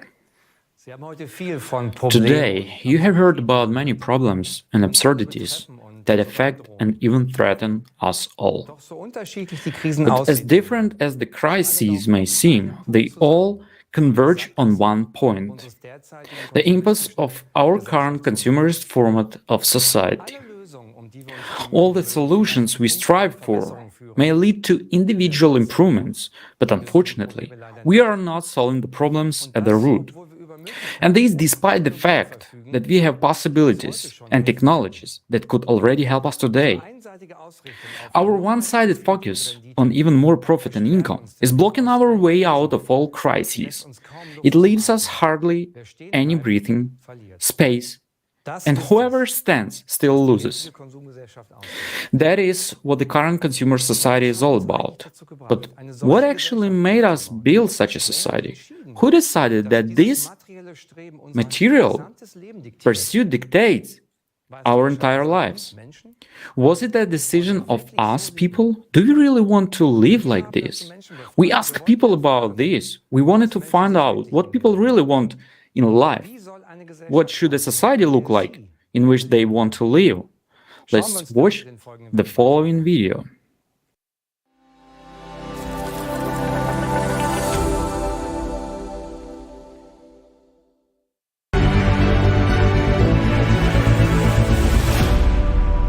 I would like to live in a society where I can say that my grown-up children and my grandchildren have a happy future. I mean, ideally without wars, and preferably without any mutual threats. I would like to have a society where no one has financial hardships, neither in youth nor in old age, where everyone is socially secure, and where everyone can fulfill their potential. That would be ideal, but not at the expense of others, and also not at the expense of nature. It is just a basic guarantee that everyone has enough to eat, has enough means to live, and that nature does not get destroyed. I wish that there were no natural disasters, no wars, no catastrophes at all. In my opinion, all of this can be avoided. Yes, with democratic principles, and that human life is respected. That the Constitution and the laws are truly equal for all, as enshrined in the Basic Law. Yes, I would like to live in a world where there is some sort of universal income and everyone gets the same amount of money to have the same opportunities. So that everyone contributes according to their abilities, talents, and interests, so that it will become the most important thing again. Yes, financial equality, especially in old age. Many have worked long years and receive very small pensions. As of today, their pension is too low to live well in old age. Any education should be free. Knowledge should not cost money in order to be able to further educate oneself. So that children grow up in the society where they can think freely, speak freely, where they can simply trust their perceptions. The greed to make even more money, when in fact who already have enough will no longer have a place. To be able to live in a relaxed and open dialogue with people. In fact, it is financial independence. Of course, it's different when you can afford it. I can go wherever I want to. For example, now I can decide to go on vacation or say, no, today I want to stay at home or spend time with my kids, to do what I want to do, walk my dogs, and do not think about tomorrow all the time. I want to live in a society of people who live together, not simply stay next to each other. There really should be created conditions ensuring that you can get information completely independently. It should be freely available, and you can really have any information you need to make decisions. Then it would be worthwhile, at least for society, because all people will be more motivated as they realize, yes, now I can make a difference, and I do it. And I'm doing it now too, because it makes the world a better place. I wish for peace. I wish that they would all sit down at one table and stop murdering, destroying, and killing, no matter who is on which side, no matter in which country in this world. Education is the core issue, and everyone really should have access to it, so that everyone who wants can study at a university. But as we can see, not everyone can afford it. So that everyone, let's say, has a sense of togetherness and doesn't think only of themselves, but has a holistic perception. It's also necessary to find a way to decide together how to go forward. There is enough wealth for everyone. It is only necessary to distribute it properly. I would say, in any case, a place where you are accepted, where you are loved, where you don't have to be afraid to express your opinion, where everyone is allowed to have their opinion and it is accepted, and no one has to be afraid that they will be judged by their neighbor. If you want to find solutions different from what is presented to you in society, they always have to come from below. Decision-making from the top will not work, and it is always the system-relevant things that are in the forefront, that is, consumerism and so on. I would fully support this. Do you mean you would then support the building of such a creative, people-oriented society? Of course, by all means. Yes, that's what we should always strive for that kind of society. Yeah. Right away, of course. This is the life we all dream of, that we could live together, that we could live happily together, that no one would hold us back and we could just develop our potential the way we want to. I would join it right away, absolutely. Yes, definitely, immediately. If there is a chance to implement it, I would say that we should go for it immediately.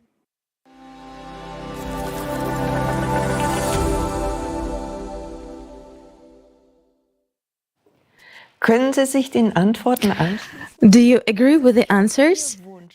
Isn't it also your wish to live in such a society? These are exactly the questions volunteers have been asking millions of people for 10 years in the world's largest society survey in 180 countries. What kind of society do you want to live in? The essence of the answers shows one common and universal understanding. People want to live in freedom, in security, and without wars. They want to be respected and loved. As a result of these years of international social surveys and expert discussions, the model of the creative society was developed, which corresponds to what people want. But the essence is more important than the name. The foundation of the creative society is formed by the 8 pillars that encompass all spheres of life in society. Let's now take a closer look at these principles. In der kreativen Gesellschaft ist der Mensch die grundlegende Einheit. In the creative society, the human being is the fundamental unit of the society. Humanity is just one big family. The 8 pillars of the creative society are the base for that. The first pillar, human life, is the most important one of them. Human life is the highest of values. The life of any human being has to be protected as one's own. The goal of society is to entrust the guarantee and the values of human life. If one human is valuable, then all humans are valuable. The second pillar says that all people are born free and equal. Everyone has the right to choose.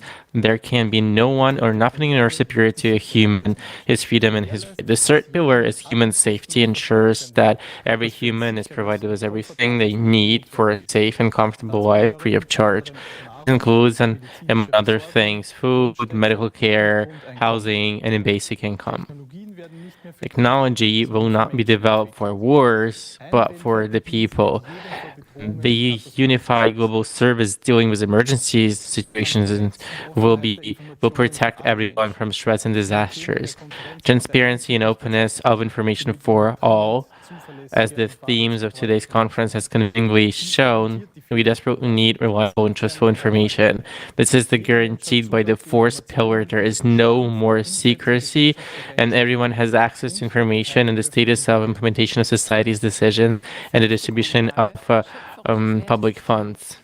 In der Gesellschaft wird ausschließlich das Gute gefördert. Alles, was für menschlich foundation is the creative ideology. Only goodness will be promoted in society. Everything that stands for humaneness, for higher moral values and mutual respect. At the same time, the propaganda of violence, division, aggression, and anti-humane manifestations will be prohibited.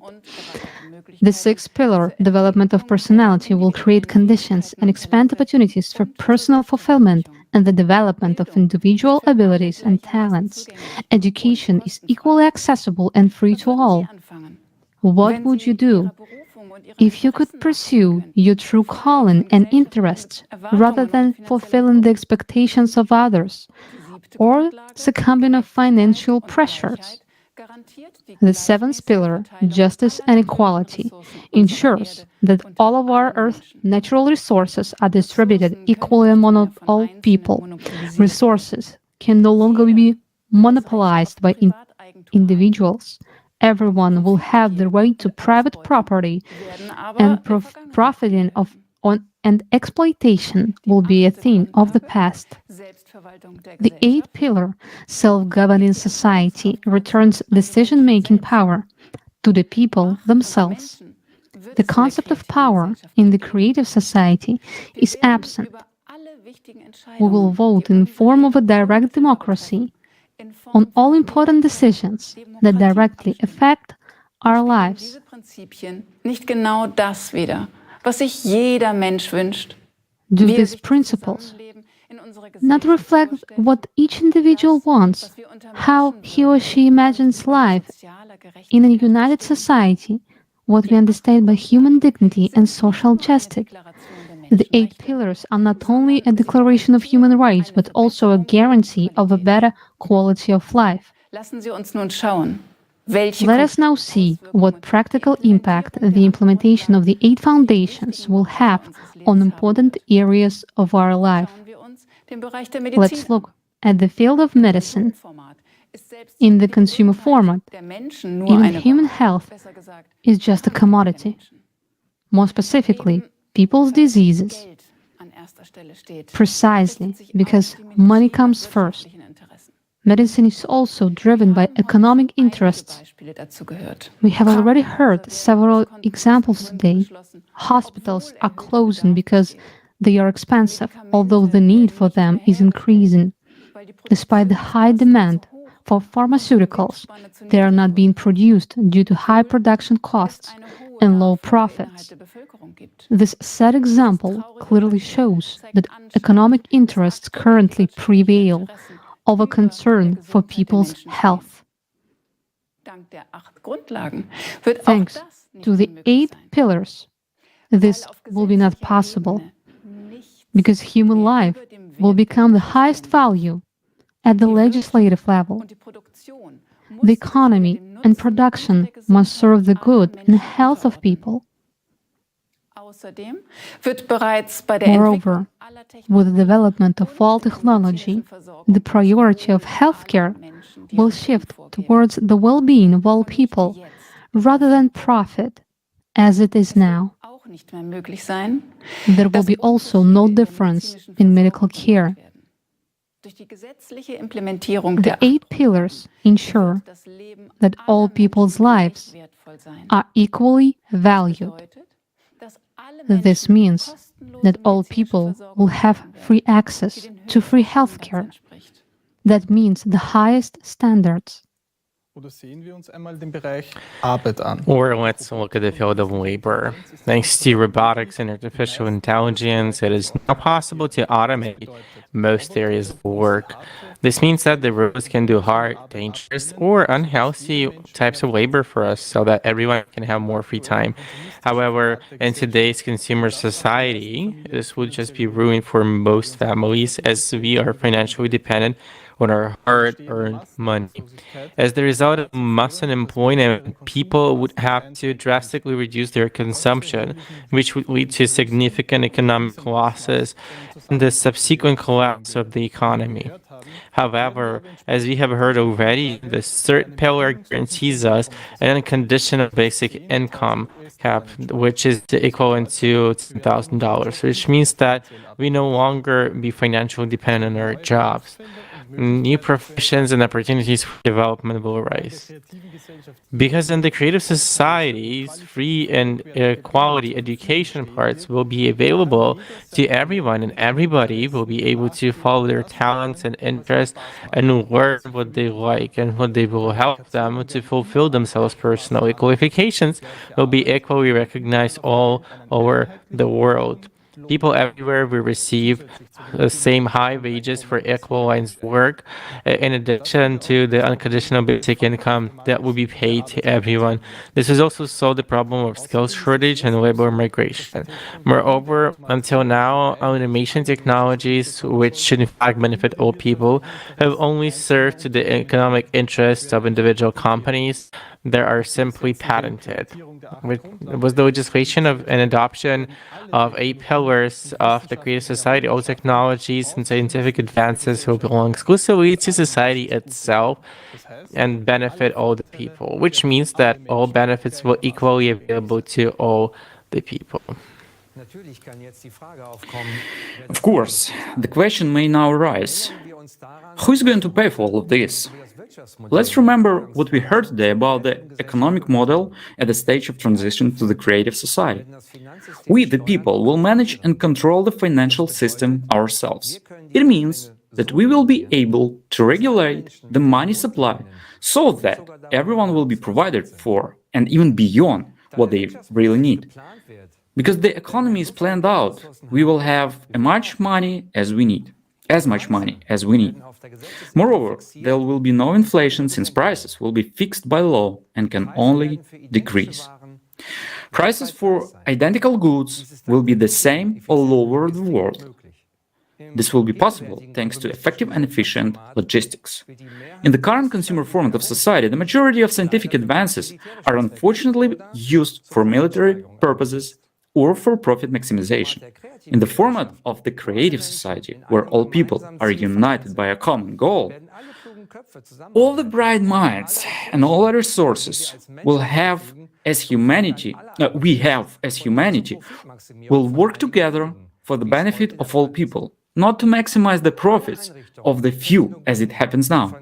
All the scientific organizations that are now divided and working against each other to develop technologies aimed at destroying humans will be able to unite the scientific and technological potential in the creative society and use it for the benefit of all humanity.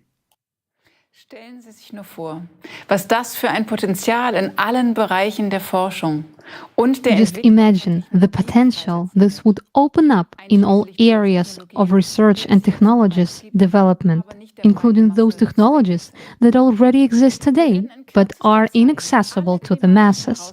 In a very short time, we will be able to solve all climate problems and provide everyone with everything they need for a healthy, comfortable, and happy life. You are about to see what our life would look like in a world where the 8 pillars of the creative society will be implemented into law, and thus the economy, all technology, and simply everything will be focused solely on improving the lives of every person.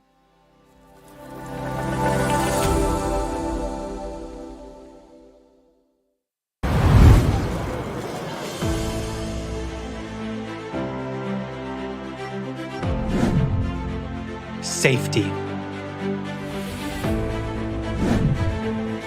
In the creative society, human life is the highest value. this society will be safe for you and your family. The latest technologies will be implemented everywhere to help security services stay ahead of the curve. We will finally have a sense of security. Concepts like crime, missing people, killing of children and adults will no longer exist in any part of the world. No longer will you be afraid to let your child go to school or outside. You won't be afraid to walk home late at night, go for a jog, or go to concerts. In the creative society, no crime or offense will go unpunished. In the creative society, the safety of each person is the highest priority. Healthcare. In the creative society, healthcare will be top-notch and free for every person all over the world. Imagine artificial intelligence that incorporates the expertise of all the best doctors in history. It controls high-tech robots that perform tasks of any complexity. These cutting-edge technologies make healthcare in the creative society of a high quality. Right now, health is a commodity, whereas in the creative society, everyone's health is a priority. After all, we benefit from the fact that every person is healthy and we have a healthy nation. Thanks to the development of nanotechnology and artificial intelligence, epidemics, cancer, diabetes, asthma, and all other incurable diseases will be a thing of the past. The very approach in healthcare will change, as it will be aimed at preventing diseases. And in general, we will finally get real treatment and real recovery. With such a development in healthcare and technology, it is quite possible to prolong human life beyond the species limit. The creative society is all about healthy and happy people. Education.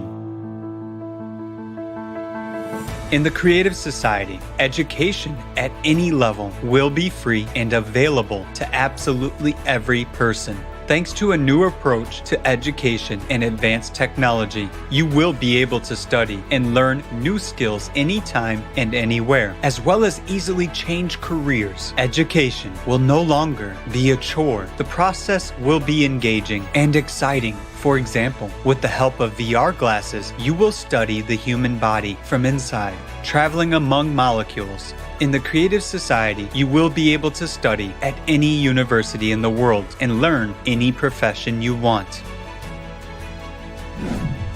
Economy. No inflation. The first thing that will happen in the creative society is writing off all debts and loans from private individuals, abolition of real estate taxes and personal property taxes. There will be no loan interest rates. We will start with a clean slate. All of this will be possible due to a new format of economy that will be designed to benefit the interests of every person. It takes the financial burden off of every family. Workday. By birthright, every person, regardless of their status, age, gender, or race, are guaranteed a monthly universal basic income that will provide for all of your essential needs. And if you want a better life, a bigger house, or a premium car, an airplane or a yacht, you will be able to easily afford it by working just for 4 hours, 4 days a week.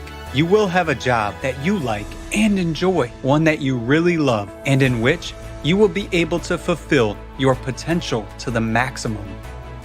All the hard, monotonous, and damaging human health work will be performed by robots and automated systems. This is already being gradually implemented, but in the consumerist format, its large-scale implementation threatens with mass unemployment and the collapse of the economic system. Yet, this is not the case in the creative society. It will only benefit humanity. After all, technology will be available to all people. All these innovations will give us a lot of free time. Finally, fathers and mothers will be able to watch their children grow up and spend as much time with them as they want. People will have time for everything: hobbies, self-development, traveling, learning new skills, and a lot more.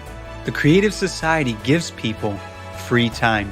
Every working person will have at least 2 months off. You want to go with your whole family to the Maldives or anywhere else in the world to see some places of interest or visit relatives on other continents.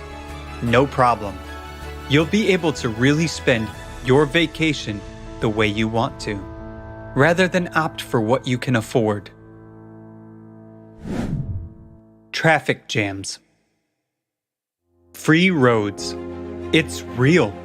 And most importantly, safe ones. There will be no accidents, and we will be able to solve the issue of traffic jams. You will no longer have to waste your time.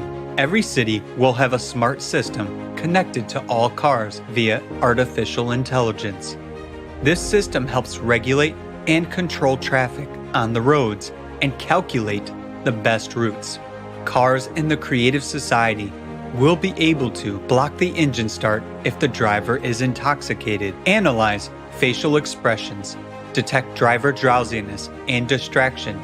In case of a threat, the car will signal the driver. If they do not react, the car will turn on the emergency lights, head to the side of the road and stop.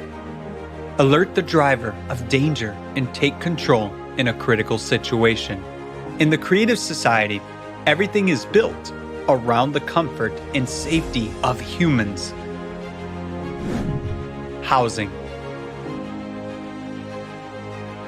The good news is that we can provide every person with free housing. We already have a huge amount of breakthrough technologies. Some of them already allow us to build comfortable housing quickly and efficiently. In the creative society, every person will be provided with a minimum of 650 square feet per person, absolutely free by birthright. If you have a family of 4, you are provided with a house of 2,600 square feet. No mortgage, no rent to pay. You won't have to pay utilities or property tax. The house will be equipped with the most advanced technologies available to society. And that means that all household chores, such as washing, cleaning, ironing, and cooking, will be done by robots only, which will do that quickly and perfectly. Human beings are not slaves. Human beings should live a free and happy life. Equality. In the creative society, all people will have equal rights. There will be no racial division. In the creative society, you will have rights in actual fact, not on paper. Ecology and food. In the creative society, thanks to the unification of scientific potential, we will be able to solve many problems related to ecology and climate. We will finally have clean air and clean water. Food will be healthy, delicious, and of high quality. You won't have to worry that you'll put on weight and that food will negatively affect your health.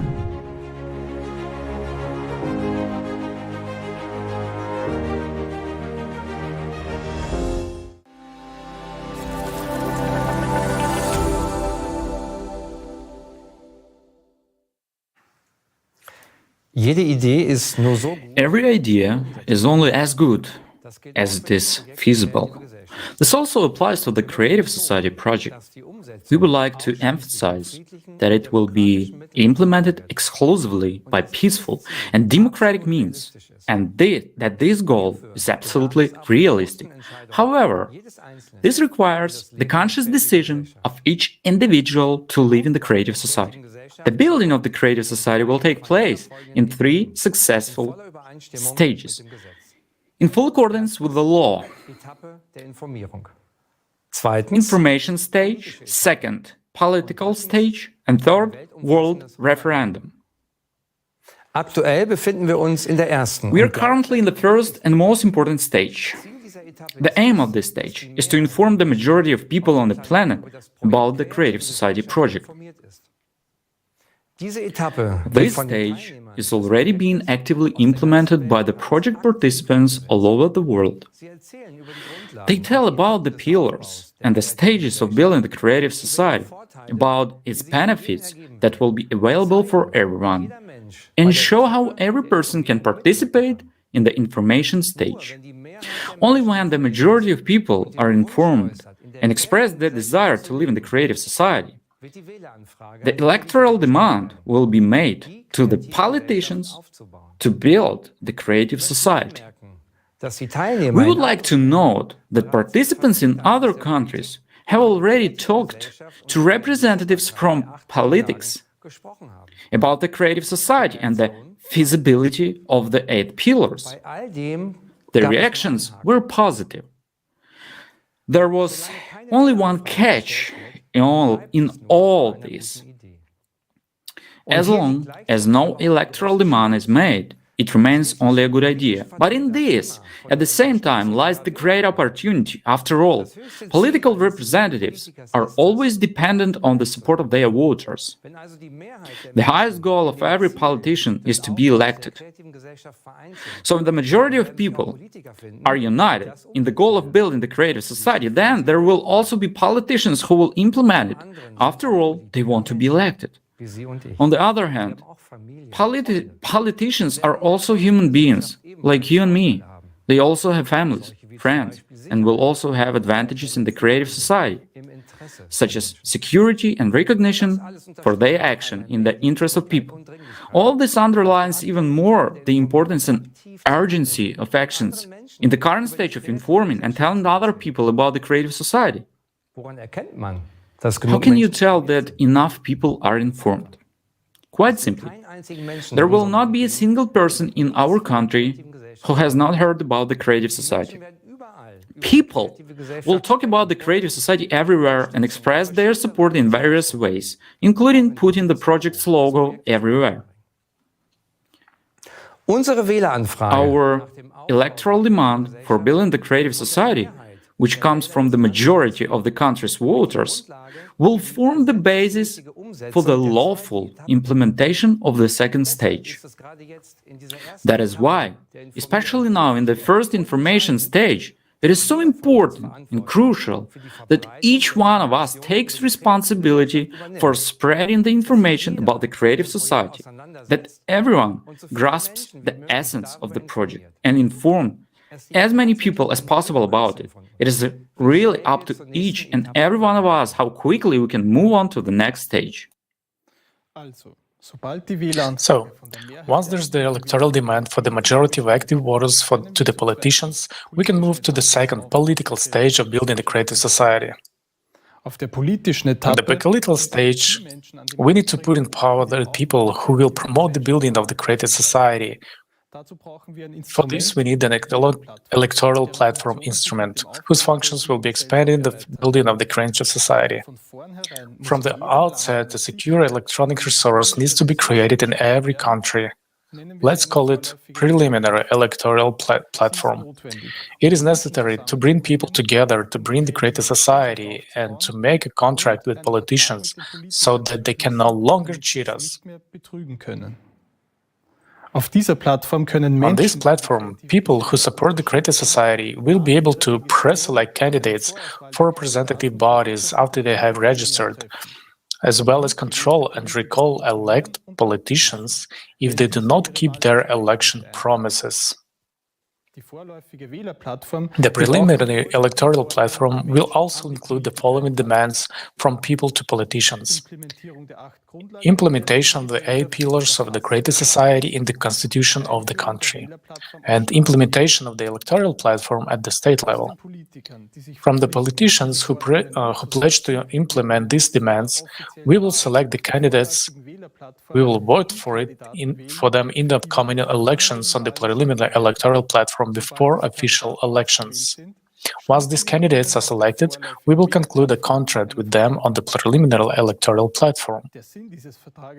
The purpose of this contract is to legally establish the public commitment of politicians to fulfill our demands contained on the preliminary electoral platform, namely, implementation of the 8 pillars of the creative society in the constitution of the country, adoption of the law recognizing the electoral platform as the supreme legislative body, Adoption of the law to recall politicians through the electoral platform if they fail to fulfill their obligations to the people. In the next election, we elect the candidates with whom we have concluded the contract on the preliminary electoral platform. Elections take place according to the laws in force in each state. If politicians, once in power, violate or postpone the fulfillment of the terms of the contract, we can recall them with all constitutional and legal rights or call complete new elections. With a majority of our representatives in the legislative body, they will be able to write the 8 pillars of the creative society into the constitution without hindrance and legitimize the electoral platform as the supreme legislative body of the country. What are the functions of the electoral platform at this stage? The electoral platform is a single digital system that belongs to society. It represents the highest legislative body in the country.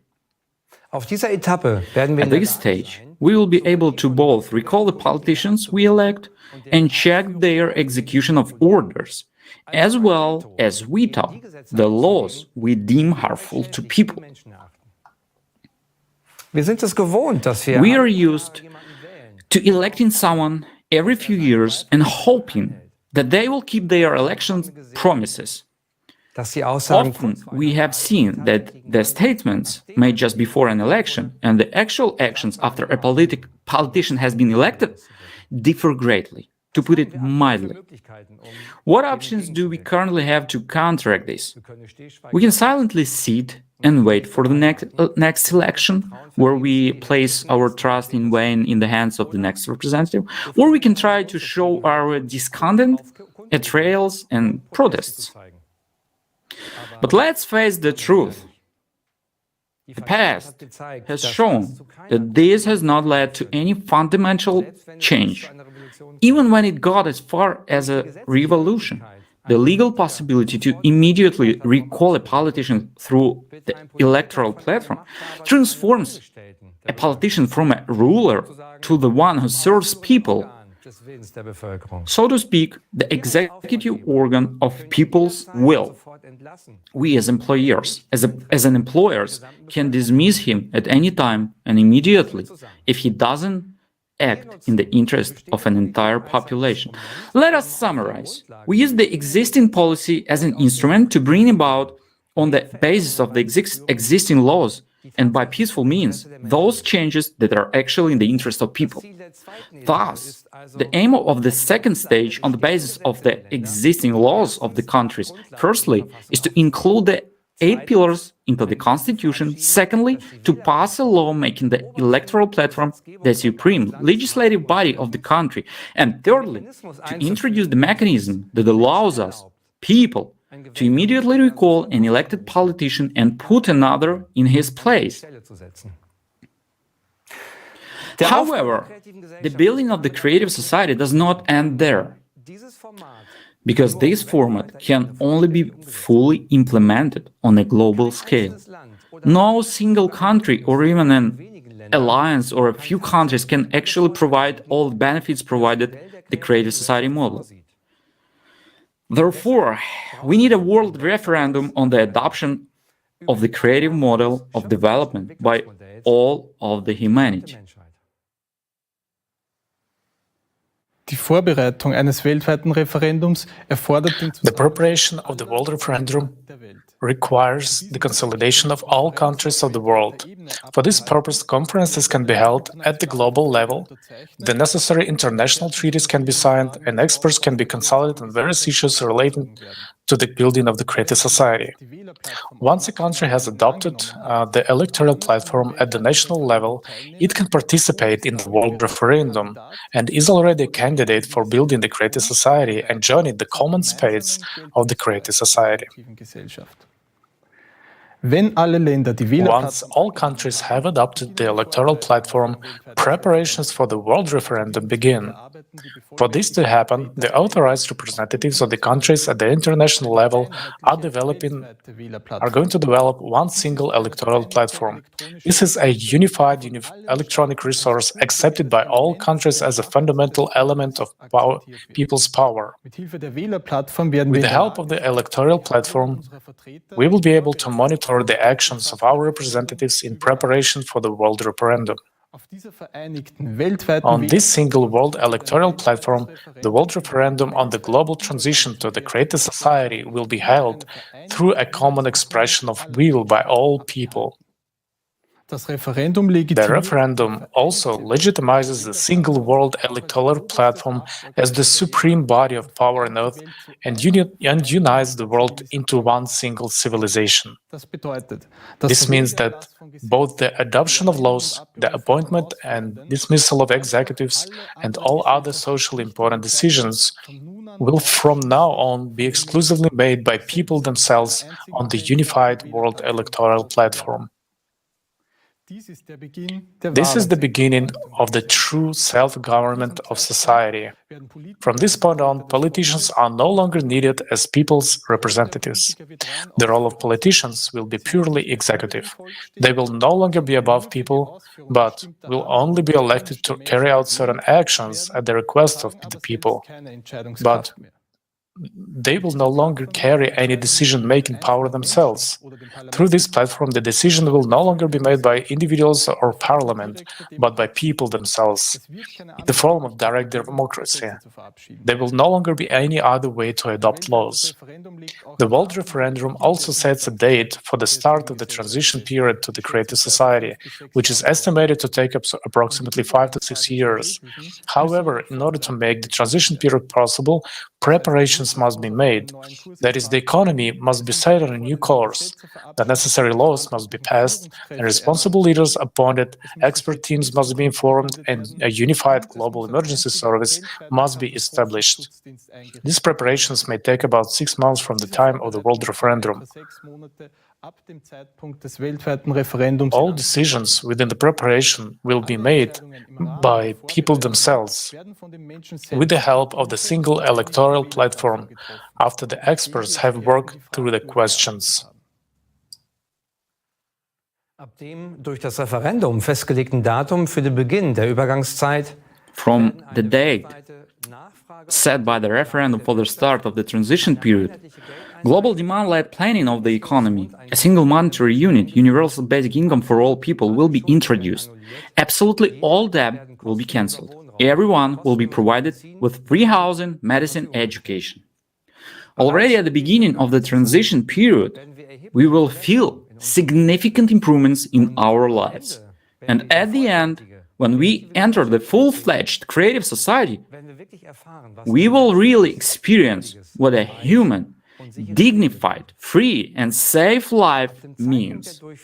From the moment that the world referendum is held, everything will happen very quickly. We will be one civilization with a common goal of improving the lives of all. Just imagine the giant strides we will be able to make once we unite all our scientific, intellectual, and human potential in one goal to improve the lives of all people.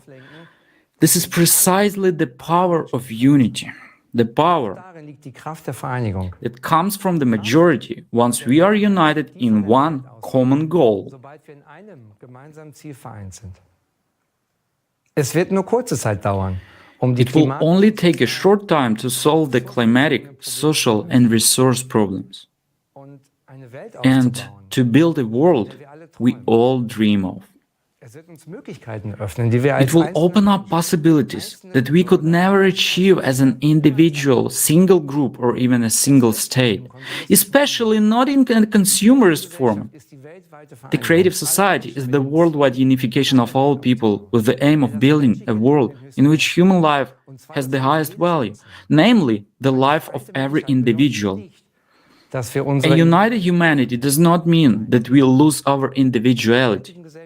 On the contrary, in the creative society, all national cultures, traditions, and history will be preserved, and everyone will be able to develop their individual potential. This is only a matter of making sure that everyone's life is equally valuable, and therefore everything will be directed towards the improvement of the life of every individual.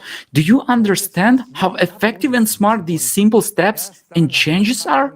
Why do we have to implement each step first and only then do all the other actions? Right, because then we will no longer be acting separately and divided from each other, but already as one united human civilization. This is a completely different starting point. By combining all our forces directed towards improving the lives of all human beings, we create a leverage force to solve all problems in the shortest possible time and to raise all our spheres of life to a new evolutionary level. The three stages serve to bring us exactly into this starting point. And the wonderful thing about it is that we humans can implement this ourselves. We don't have to wait and hope that someone will do this for us. The creative society is the project of people, for all people. Lassen Sie uns näher auf die Wählerplattform eingehen. Was ist das genau? Und warum ist dieses Instrument so wichtig für die Umsetzung des Formates der kreativen Gesellschaft? Die Wählerplattform ist Let's take a closer look at the electoral platform. What is it? And how important is it for the implementation of the creative society format? The electoral platform is the basis of self-governance in society. It gives to us, the people, the right to decide directly, without intermediaries, how we want to live in society. The electoral platform is a single-digit system owned by the society. This is an easy-to-use app that you install on your phone or tablet. Everyone will have secure access. It will be the only legally enforceable tool for initiating and passing laws. And new laws or drafts will be published on this single platform and will be made available for everyone to see. In addition, everyone will have the right to make proposals for laws that will improve people's lives. Laws will be made by the community itself through voting. Everyone will have an equal voice and will be able to actively participate in the adoption of laws and therefore shape their future and their living conditions. The level of modern technology today makes it possible to create a platform that is fully protected against the possibility of tampering with the results and transparent to all. It would be enough if everyone took about 30 minutes a week to look at initiatives and draft laws. The voting will be clear and understandable to all. It will be enough to vote whether one agrees with the initiative or not. Of course, these bills will not just be arbitrarily created, but will be prepared by the relevant experts and submitted in the form of proposals. Each initiative will be first considered from the perspective of how it will affect people's lives. Experts in the relevant areas of life will not make decisions on behalf of the people, but will only develop, justify, and explain the relevant proposals. The results will be made available on the platform in the form of a ready-made bill with all its advantages and disadvantages for people's lives. Each person will only have to weigh for themselves whether this initiative will improve their life or not. Initiatives can be local and global. Let's look at an example of what such a simple voting platform might look like.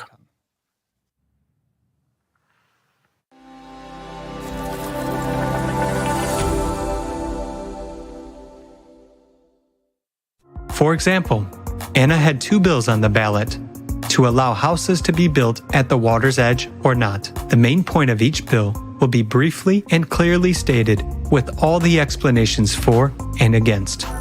The first bill suggests building houses not closer than 200 meters from the shore, taking into account the preservation of the environment. It also provides for a free passage to the water body with a public beach. The second bill suggests building right by the water. In this case, only a few people get the opportunity to to have a house with access to the water, which means there will be no public access to the body of water. Besides, it would harm the environmental balance. Which option do you think Anna will choose?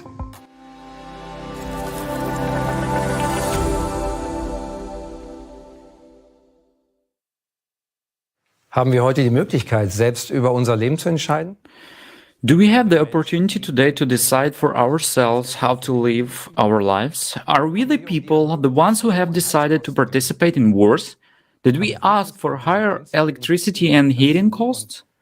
Did we decide on this artificial inflation and constant rise in living costs? Did anyone ask us if we wanted all this social injustice? Was it all the will of the people, or was it all decided for us? What would be your decision on these issues? And what will the world look like when we, the people, make our own decisions and vote for laws through direct democracy on the electoral platform? Decisions are now made by a few. All these decisions are based on money and power. We see that this has brought us to a dead end in all spheres of life. We will not find solutions within this system. Today, you could clearly see the absurdity of our current format of society. With the completely legal introduction of the electoral platform in building a creative society, we will be able to put human life as the basis of all decisions. We will no longer have to complain about the empty promises of politicians or blame them for the bad situation in the country. Together, we will be able to actively build a better future for ourselves and our children. All laws that will be passed on to the electoral platform must of course be in line with the 8 pillars of the creative society, which will be legally enshrined in the constitution. They will function and apply equally to all people. This means that nothing that would threaten human freedom and security, that would degrade living conditions or even remotely target people, can be enacted. The focus and scope within which laws may operate are clearly defined, namely that they serve solely to improve and protect human life. The concept of the creative society didn't originate in Germany or any other country, but from a worldwide impulse of people based on the experiences and mistakes of our past. From the analysis of experts, lawyers, political scientists and sociologists. But the legal and democratic realization starts from within the country. And that is where we, as citizens of our country, are needed. We can be a positive example for other countries because the whole world looks up at Germany. What keeps us from implementation is our passivity and lost faith in ourselves. We Germans can rely on our self-organization and willingness to help, and with united efforts implement this plan with a short period of time. We heard that it is not possible to move to the political phase until the information phase is completed and the support of the electoral demand by the majority is secured. Why is informing so important? Because no one will do it for us. It is up to us to act. The will of the people is not a tick on the ballot paper, but the free expression of their will everywhere. When we are ready to tell everyone around us what we want, informing each other is a way of self-organization. We, the people, are responsible for our own lives. If you have a question, what exactly can I do? The answer is to tell your friends and acquaintances about the project. Share the information on social media. Use all the opportunities available to you. If you're a blogger, talk about the project on your channel. If you work with people, share the information with your clients. The media won't tell about us until there are so many of us that we can no longer be ignored. In the meantime, we will have to make some effort. After all, each of us can be that decisive voice on the scale in building the creative society. Let's look together at what motivates people to participate and how they inform others.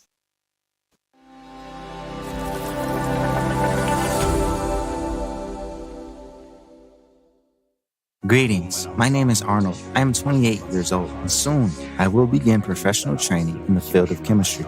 My name is Selena. I study to become a teacher. I am an auto mechanic. I work as an architect. I've been traveling around the world as a digital nomad for 10 years. My name is Alexander. I am from Stockstadt am Main. Greetings. My name is Angelina, and I'm a certified media designer. Why do I support the Creative Society? Because for me, the Creative Society is the answer to the question of peaceful life. First of all, it is about how to live in harmony and in eternal peace with all the people on the planet. I want us to live in harmony with nature. I don't want animals to suffer. It's also very important to me that people all over the world get a free and good education.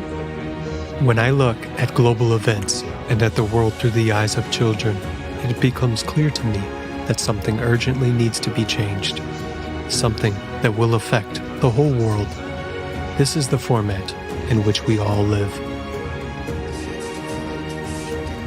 It's time to take a step towards something great and united, where we'll unite, where we'll become one.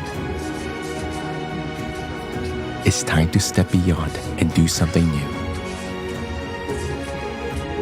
And nature itself shows us that we are at a point where we need to make a decision.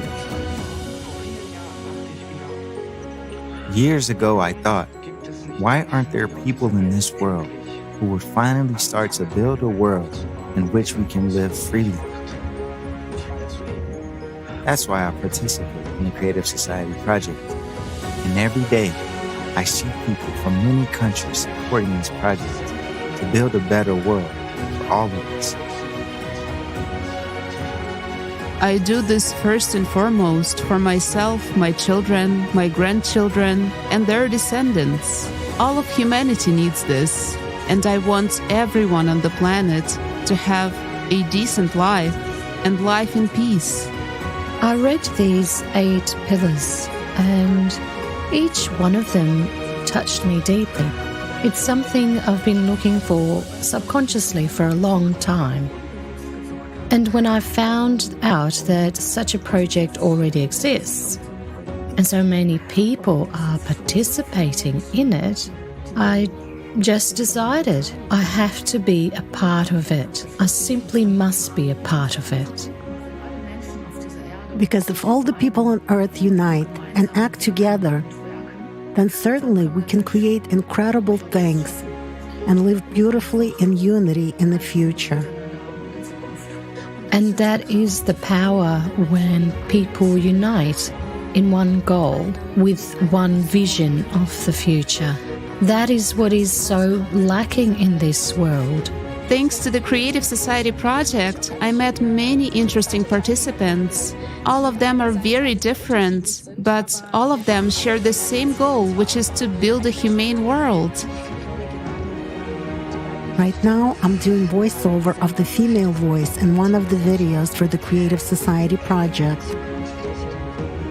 I'm not a dubbing artist by profession. I'm a nurse. I'm honored to have an opportunity to support this project in this way, because the Creative Society project for me is the most important initiative that is implemented by people for people. The Creative Society project reflects what I desire for myself and for all people in this world. I support it, and try to participate in it as actively as possible to inform all people about this project. Answering the question of how I inform about the Creative Society, I can say that only by my own example, I am telling people about the importance of this society format.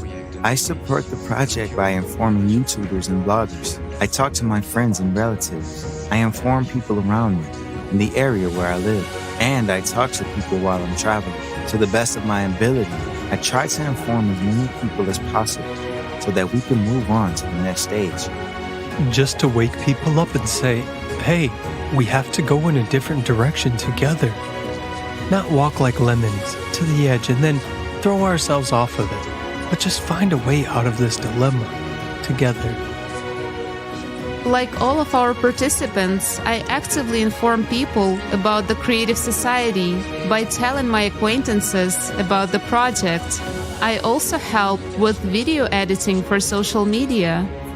I also hand out a lot of business cards. Wherever I go, I just leave some business cards there. And also give them to people, saying a few words. And of course, I inform people through alternative media by making small posts there. And everyone does what they can, what they want. No one is forced, whether it's making videos or video editing, translation, writing texts, or simultaneously interpreting. There are different projects you can take part in if you want to. I also ask my daughter to print stickers for me. You can see them here on my car. And now I'm driving around the city like that, and people ask me about it.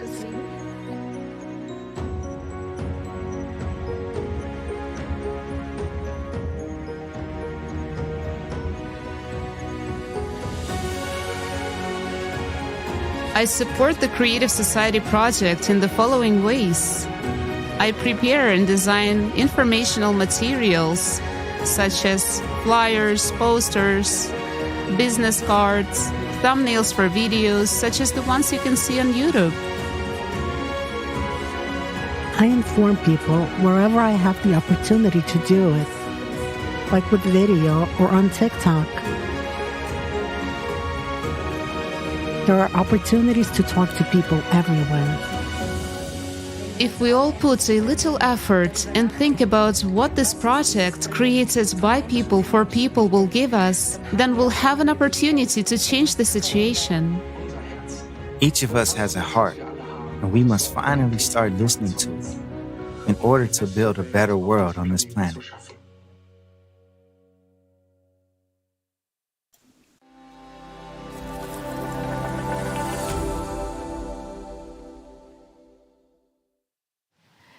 Das ist wirklich sehr inspirierend. This is really very inspiring. People are coming together for a secure future. It's so great to see such seemingly different people united by one goal, finding different ways to spread this vital information. Do you know how quickly the whole world can be informed? This can be calculated using a mathematical formula. If each person tells 5 more people about the Creative Society, we can implement the first of the 3 stages in just 2 weeks.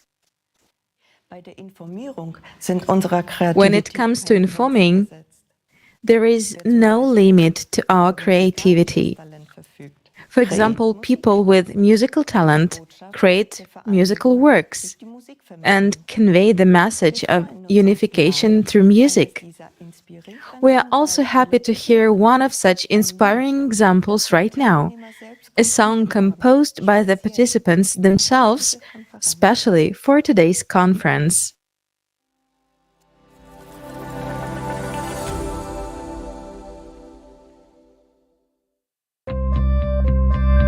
Wir unterschätzen unsere Kraft, wenn wir vereint sind. Jeder will glücklich leben, in Frieden und ohne Sorgen. Unsere Kinder werden sich frei entfalten können, grenzenlos. Seid sich selbst. fragen, wo wir eigentlich sind. Zu warten auf Wunder macht doch keinen Sinn. Wo ist das Leben?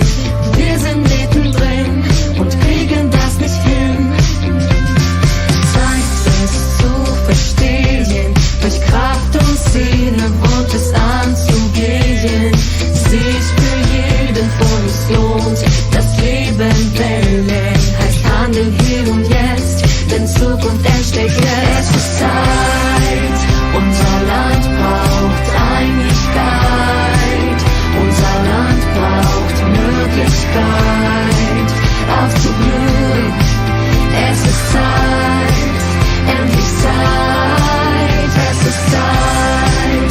Jeder Mensch braucht Einigkeit, jeder Mensch braucht Möglichkeit aufzublühen.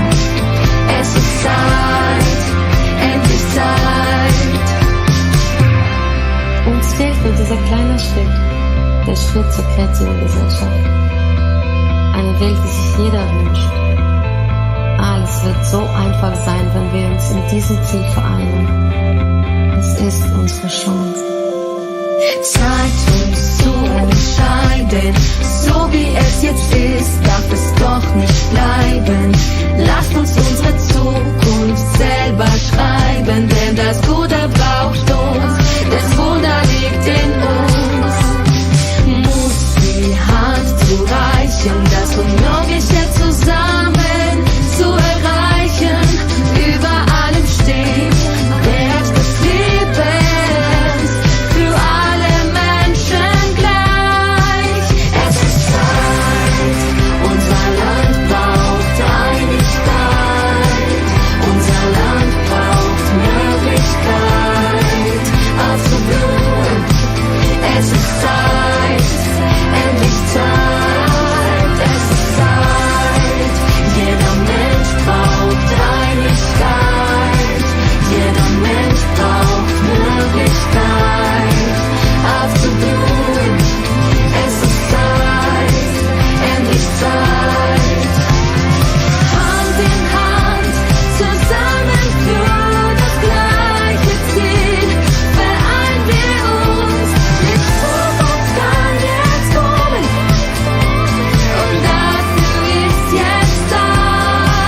Es ist Zeit, unser Land braucht Einigkeit, unser Land braucht Möglichkeit aufzublühen.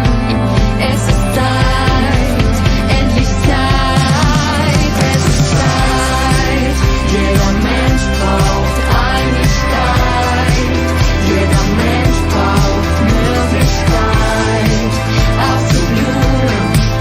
Es ist Zeit, endlich Zeit.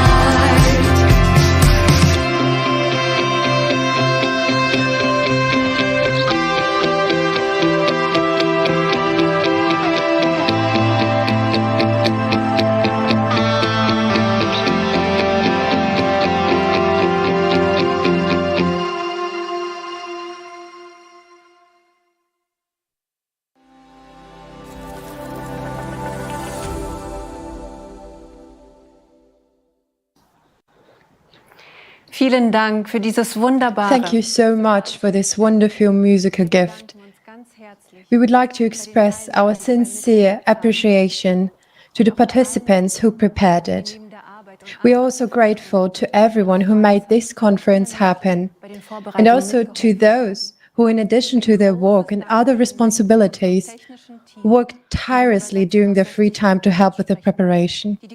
A huge thank you to our technical team and interpreters from 60 countries who are truthful and unbiased in looking at the world and talking about our country to their respective audiences. Dear viewers, I'm confident that together we can build the creative society. We do have a chance, but this requires the participation of all people because the creative society is focused on all of the humanity.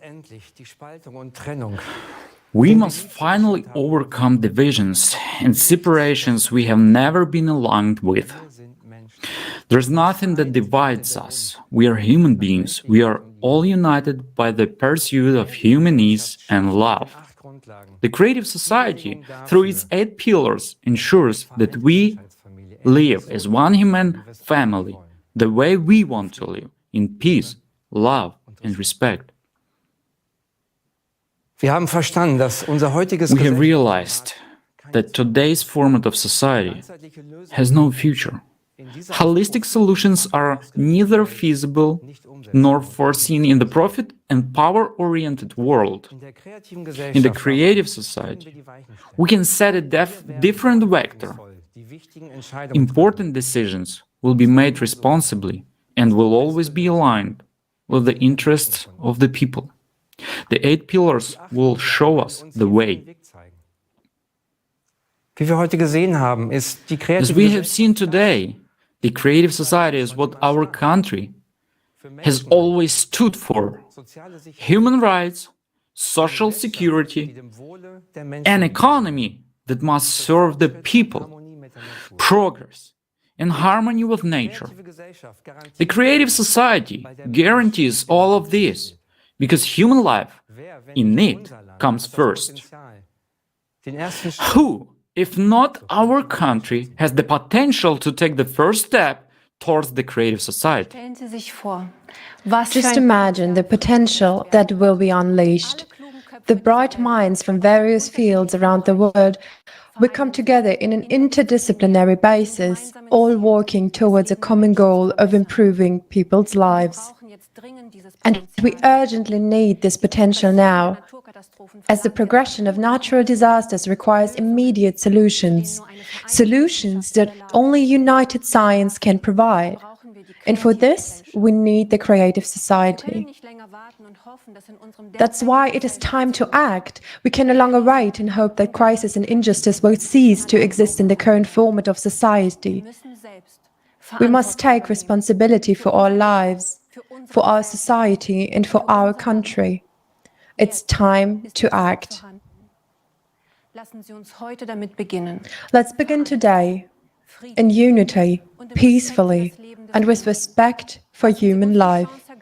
Let's seize this opportunity to fundamentally solve our crisis and problems, and together change the format from the consumerist to the creative one, in which every person will have a decent and secure life. You can contribute to positive change right now by sharing the link to today's conference and spreading the idea further. You can learn more about the project on our website, creativesociety.com. Tell your neighbors, friends, and acquaintances about the Creative Society. Together, we will build a sustainable future. The choice is ours.